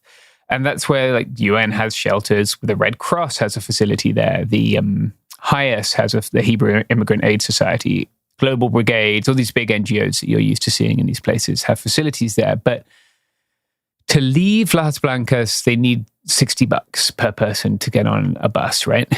And if they don't have $60 to get on a bus, I was told these buses are owned by Panamanian parliamentary deputies, but I haven't been able to confirm that. Jesus fucking Christ. Yeah. Someone is putting 55 people on a bus, taking $60 from each of them, and sending about 20 buses a day. Like, someone is making a lot of money. Yeah. People will remember that one of these buses crashed last year, killing 42 migrants. But the really bleak thing is, it's not the bus. It's not the 10-hour bus ride. Like, those people are so happy to be getting on the bus because they're continuing. It's the people who don't have $60. And like, yeah, they've made it this far with a combination of whatever savings they had and like incredible tenacity, right? Like, they pay someone in Colombia, obviously, to bring them. So to get to the start of their walk in Darién, they leave from Necoclí in Colombia, come across on a lancha, like a speedboat, and then they walk up to the Colombian border where the guides then leave them. Now, the guides are obviously, like, this area is controlled by the Gulf Cartel in Colombia, right? So they have safe passage through that area. None of them had anything bad to say about that area. It's when the guides leave them and they're on their own into Panama, that's when they didn't have water, they didn't have food, because no one's told them they need water and food, to be fair, right? Like, they weren't, they didn't think it was going to take as long as it was, be as hard as it was. Lots of them have learned a little bit from TikToks and stuff, so some of them bring a bit more, but 4 days of water is a lot of water. Like, speaking from experience, I backpack in the desert. Yeah. You know, if you don't have the right equipment, it's hard to carry. So, yeah, shit is heavy. Yeah, right. Like, like, that's the other part. Like, if you want 4 liters a person, right, that's like going to be 4 kilograms, and that's a day. So you multiply that by 4 days. What is it in pounds? 8.8 pounds is 4 liters of water. Yeah. You're also carrying this like through the fucking jungle, which is just like, everything's wet all the time, right? You're sweating, you're crossing rivers, your feet are always wet. Like, everyone's feet when they arrive in Lajas Blancas, I took pictures of this, but they all have these crappy boots that they buy in Necoclí in Colombia. And every bin in Bajo Chiquito is full of these boots because they suck. And people's, like, the blisters I saw, and like people getting trench foot, right? Like, where the entire skin on their foot is just ready to slough off like a glove. Like, just everyone buys these Crocs from a vendor in Bajo Chiquito there. But like, they can get through all that. Everyone who I met in Bajo Chiquito, everyone who I met on the trail had made it, right? They through tenacity, and like, a lot of people said it, like, it's a roulette. You go in there and you hope for the best. Not everyone makes it, but most of them do.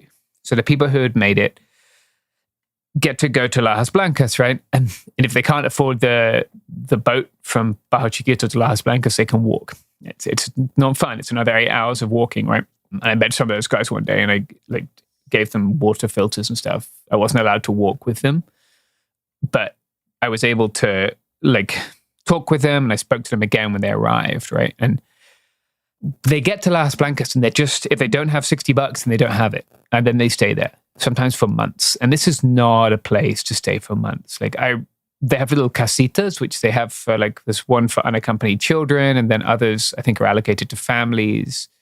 But it's not much more than 4 walls and a roof, and most people don't even get that, right? Most people are looking for a flat spot to pitch the shitty tent that they bought in Colombia. And then they're just stuck there. And this is obviously a relatively new policy. They used to take 5 free people per bus, but they don't anymore. Like from Bajo Chiquito, they have 3 free boats a day, right? But leaving Lajas Blancas, if you don't have the money, then you don't leave. And the people I spoke to there who are stuck there are still stuck there. People have been stuck there for more than a month. Their children aren't going to school. Yeah. They're sleeping on the ground. This is not a place that's designed to be a long-term residence. It's designed to be like one night and moving through. And every day, new people arrive who can't afford it. And so the population is growing and growing and growing. And there seems to be no solution. No one I spoke to could point to what they want them to do, right? Like they're being given free food by the government. Some of them said the food wasn't great. I'm not sure if it's halal. Like sometimes some of them said they'd seen food that had pork in it, but I didn't see any food that had pork in it when I was there. So maybe that's been changed. But they're just stuck there. Yeah. There's nothing they can do, right? If they want to have money transferred there, they can do it through a local intermediary who charges a 25% fee. So now if you don't have 60, yeah, like you need $75 now, right, to get your $60. Now multiply that by a family of 5. You can start to see why it becomes inaccessible to people. Yeah, and that's a lot of money. Yeah. Like if you're in this position, like that's, yeah. It costs so much more to travel on buses and by foot across the Americas than it would to fly. Yeah. Like all of them would love to fly, but they can't because we have this system that makes everyone money apart from the migrants. Yeah. And it's like, it didn't fucking used to be like this. No. Like when my family came to the US, like we didn't have to, like, you know, we had a bunch of fucking harrowing shit to like flee the Japanese and like get to Taiwan, but it was like when my parents, like, and like their parents like came to the US, they fucking flew in. Yeah. None of this fucking has to be the way any of this shit works. It didn't used to be the way any of this shit works. And it's like these are people from countries, and you know, it's like, yeah, obviously like my parents were like leaving from Taiwan to the US, right? Which makes it easier. But these are people from places that the US fucking hates. Yeah. And so like you would expect them to get like at least somewhat similar treatment to people who came from like Taiwan, which is at the time, you know, like US ally, anti-China stuff. But like, no, we've just decided to just feed these people into a fucking meat grinder. Yeah. And it gets me to my next fucking trauma dump. Let's take an ad break before that. Yeah, yeah.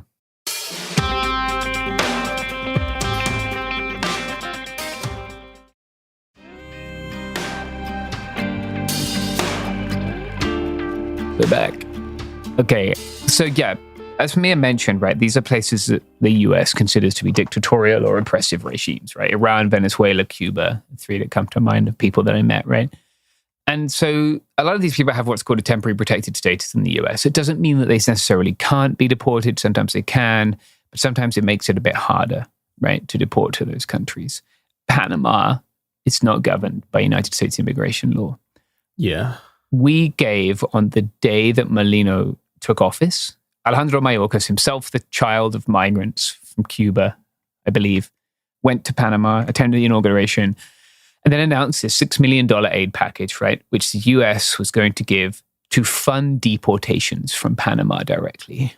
And I got to see those deportations happening, right? Like you'll hear them in my scripted series. Yeah. But like watching somebody take a dad away from his baby, or a mother away from her children, or one man's brother away from his brother, like it's just heartbreaking. These people have crossed the Darién, right? They've undertaken a journey. Like I've done a lot of mountaineering, I've done a lot of climbing, I like to fuck around outside, but like I've never done anything where I didn't know if I was going to come back, really.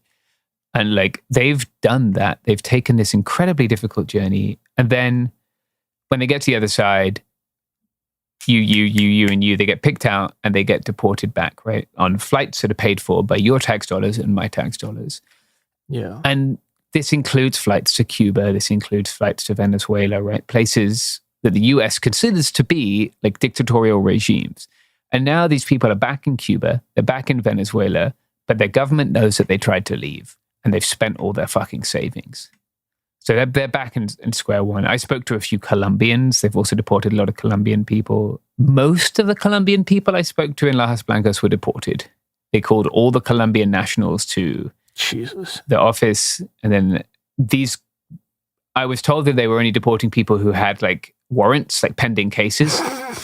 But when these people got back to Colombia, they were just free to go, right? Like if you have a pending case and someone delivers you to the government, I'm not an expert in Colombian law enforcement, but it seems like that would be a good time to prosecute that case. Yeah. And these people tell me that they've been let go. None of them told me if they had warrants. Now, like I'm just going off what they said.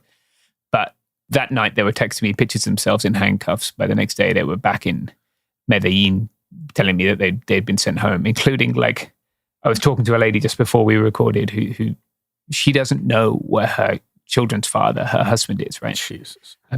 Lots of people will have like, I guess, what's the English translation? Like free unions, like when they're like married for legal reasons, they don't go and have a wedding, but they're considered to be married. Common law marriage, I guess would be the phrase, right? Like they've lived together for a number of years, share a house, etc. Often have children, but they're not like, they never had a wedding. So I don't know if that document makes a difference, but I watched people have their children taken out their arms and be shoved in the back of trucks and be deported. And like, that fucking sucks. That is not something that I want to see again. And it happens every single day there. And it happens because your taxes are paying for it. It didn't used to happen.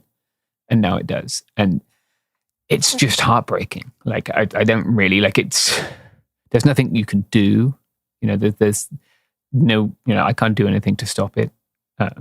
You can't do anything to stop it, right? Like, what, you can vote for Donald Trump, who would like to machine gun every asylum seeker at the border if he got a chance, or you can vote to Kamala Harris, who has presided over record migrant deaths every year of her administration, who's sending your money to deport people in Panama, who knows that the choices that she's made are resulting in like deaths in Panama, deaths here, right? Like there were 4 people who died in the heat wave in the first week of September, 4 people who died in Otay Mountain Wilderness, like in a tiny area 10 miles across of border in San Diego.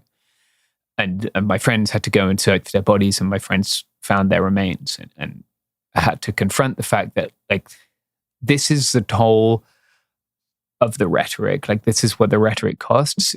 The other thing I want to mention is that like, even in the most desperate moments of their lives, everyone looked out for one another in a way that like we don't here. Like, one of the things that really struck me was that like everyone's kids are just kind of out and about, right? No one's particularly afraid of anyone hurting their kids. Like, all of these kids, and I saw people who'd got split up in the Gap find each other again in Bajo Chiquito. And like, there were strangers who'd carried someone's children for 2 days because that other person was so tired, or they had another child they needed to carry. And like, I'm strangely comfortable, I guess, in refugee camps. Like I went to Panama City afterwards, and like I couldn't handle it. It was too much for me, and I had to stay in my hotel room. And like, I guess it was just difficult. But like, I feel safe in those places. I feel comfortable, and like, in a sense, it's where you see the best of us and the worst of us, I guess. Like, I can't imagine being in a place where I know I could lose my life if I slip and fall, and then thinking, well, I've got to carry this little kid. Never met this kid before. I don't share a language. There was a group from Angola, and they'd been carrying Venezuelan children, right? They can't even talk to one another, but they'd potentially risk their lives to help. And yeah, it's pretty fucking bleak. I'm staying in touch with everyone I met, and they're telling me about their journeys to the border. Unfortunately, the thing that comes next is an 8 to 9 month delay as they apply for a CBP1 appointment. And like, I wish I could offer something hopeful. Like, I guess what I'll say is what I always say, that like, there isn't anyone you can vote for who will fix this. Like, you can vote for Cornel West or Jill Stein. Like, I'm not going to vote for someone who fucking supports the policies that are creating refugees in Syria, right? Whatever. I'm not suggesting that that's a solution either. Like, the things that you need to do are like, there is a person helping migrants in your community. I spoke to a Jesuit shelter. I'll put them in my scripted episode. Like, I'm not a big religious shelter guy, but these guys were fucking great. These guys are saving people's lives and making sure that people have the basic necessity. Like, literally turning up at the refugee camp and making sure everyone had toilet roll and toothbrushes and things that, you don't need for one night, but you're going to be there for a month. You don't have, what are you going to do? Spend $5 on toothbrush and toothpaste? Well, that's $5 less you have for your bus fare, right? So like, I'll put them out there. I would love to do a fundraiser. Like if anyone can work out how to facilitate transfers to migrants who are in the camp for free, that would be great. That would be a service that would make things considerably easier for people. But the way that you fix this is showing up. Like it's showing up at the border if you live near the border. It's showing up in your community. It's countering this like with people in your family and your circle. Like there's a tacit agreement, I think, in the entire corporate media that migrants are humans without rights. Like they're just numbers to these people because I don't see them talking to migrants, right? Like these are people who, like I helped them change their babies. I carried their bags for them. I played with their kids so they could go take a shower. Like they're people just like anyone else. Of course they are, right? But like, I don't know, they're important to me. And it's fucking miserable to see my tax dollars used to make these people suffer. Yeah. These people should be more important than the fucking sons of boat dealers who's fucking got the land they live on because their ancestors fucking shot a bunch of people. Yeah. Like that's what's happening here is that these people who are, some of the most courageous people in the entire world are being sacrificed to appease a bunch of fucking shits. It's a level of evil that is just unfathomable. Yeah. And I think like we really shouldn't, I'm somewhat ranting now, but like the pivot that even the Democrats have done in the last 4 years, right? Like those people need to be held accountable for what is resulting in like babies dying. Like I saw dead kids. I saw that because Kamala Harris and Joe Biden, and whichever other fucking Democrat senators and representatives keep voting for this shit, decided that it was okay for those babies to die because they didn't want Fox News to say mean stuff about them or NBC to say mean stuff about them, right? Like, and of course they're trying to move that stuff as far away from you as possible. Of course they want the deportations to be done in Panama, not here, so you don't see it in your community. And of course they want people to die crossing the Darién and not at our border because that's removed. And you don't hear it reported on, right? Like it's not. A Venezuelan woman died on Thursday. We're recording this on Tuesday, like Wednesday. You don't see that reported, right? You don't see that there are little kids' bodies in the jungle reported because it's out of sight and out of mind. And like, I guess the thing you can do is constantly bring it back into people's minds and make them accountable for their choices. And like, I guess this is a point where the electoralists get mad at me. Like, I'm not voting for someone who chose that. Yeah. Like, and I never could. Like, I couldn't live with myself if I did. I know a system which reduces our political engagement to ticking a box every 4 years is asinine and childlike. Like, I would much rather be out there every day helping people than voting once every 4 years. And like, you can do both. Of course you can. But yeah, there's not a voting solution for this. Like, it requires all of us to do a lot of work because we're so far down the path, which ends in a really terrible place, right? It's already a terrible place. So these people's lives don't matter and that their children's lives don't matter and that we shouldn't care if they're dying in the jungle. And we've got a lot of work to do to get back from that because apparently it's okay with a lot of people in this country. Yeah. I think part of the reason why it's gotten this bad is that the social movements that had pushed the Democrats in a slightly better direction in the late 2010s stopped social movementing. So, the only thing that these people will respond to is like there actually being mass mobilizations and them feeling politically threatened by it. So, we've done it before. We can do it again. Yeah, the biggest march in this country's history was a march of migrants, right? We can do that again. So many of us, myself included, came here to have a chance at a better future. And like, even if you didn't, show some solidarity with people. Like, showing up in massive numbers. Yeah, these movements stopped social movementing and people fell out over little things. But like, this shit is important. And I think we can build some bridges and like, we need to do something to stop this because it's horrific. Yeah. And so is a genocide in Gaza. Like, we need to do something to stop that too. But we're not going to do it through voting. Hey, we'll be back Monday with more episodes every week from now until the heat death of the universe. It could Could Happen Here is a production of Cool Zone Media. For more podcasts from Cool Zone Media, visit our website, coolzonemedia.com, or check us out on the iHeartRadio app, Apple Podcasts, or wherever you listen to podcasts. You can now find sources for It Could Happen Here listed directly in episode descriptions. Thanks for listening. This is Ryder Strong, and I have a new podcast called The Red Weather. In 1995, my neighbor, Anna Trainer, disappeared from a commune. It was nature and trees and praying and drugs. So no, I am not your guru. And back then, I lied to everybody. They have had this case for 30 years. I'm going back to my hometown to uncover the truth. Listen to The Red Weather on the iHeartRadio app, Apple Podcasts, or wherever you get your podcasts. You know Roald Dahl. He thought up Willy Wonka and the BFG. But did you know he was a spy? In the new podcast, The Secret World of Roald Dahl, I'll tell you that story and much, much more. What? You probably won't believe it either. Was this before he wrote his stories? It must have been. Okay, I don't think that's true. I'm telling you, the guy was a spy. Listen to The Secret World of Roald Dahl on the iHeartRadio app, Apple Podcasts, or wherever you get your podcasts. Then she says, have you seen a photo of my son? And I'm like, who is this person? Welcome to the Boys and Girls Podcast. Arranged marriage is basically a reality show, and you're auditioning for your soulmate. And who's judging?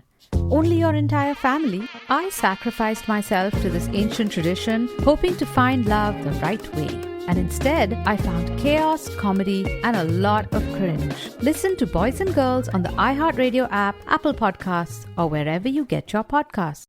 Hey everyone, it's Emily Simpson and Shane Simpson from the Legally Brunette podcast. Each week, we're bringing you true crime through a legal lens. Whether you want all the facts on the disappearance of Nancy Guthrie, or you still need to wrap your head around the Diddy verdict, we're breaking it all down step by step. And we're not just lawyers, we're also husband and wife. It makes for some pretty entertaining episodes. Listen to Legally Brunette on the iHeartRadio app, Apple Podcasts, or wherever you get your podcasts.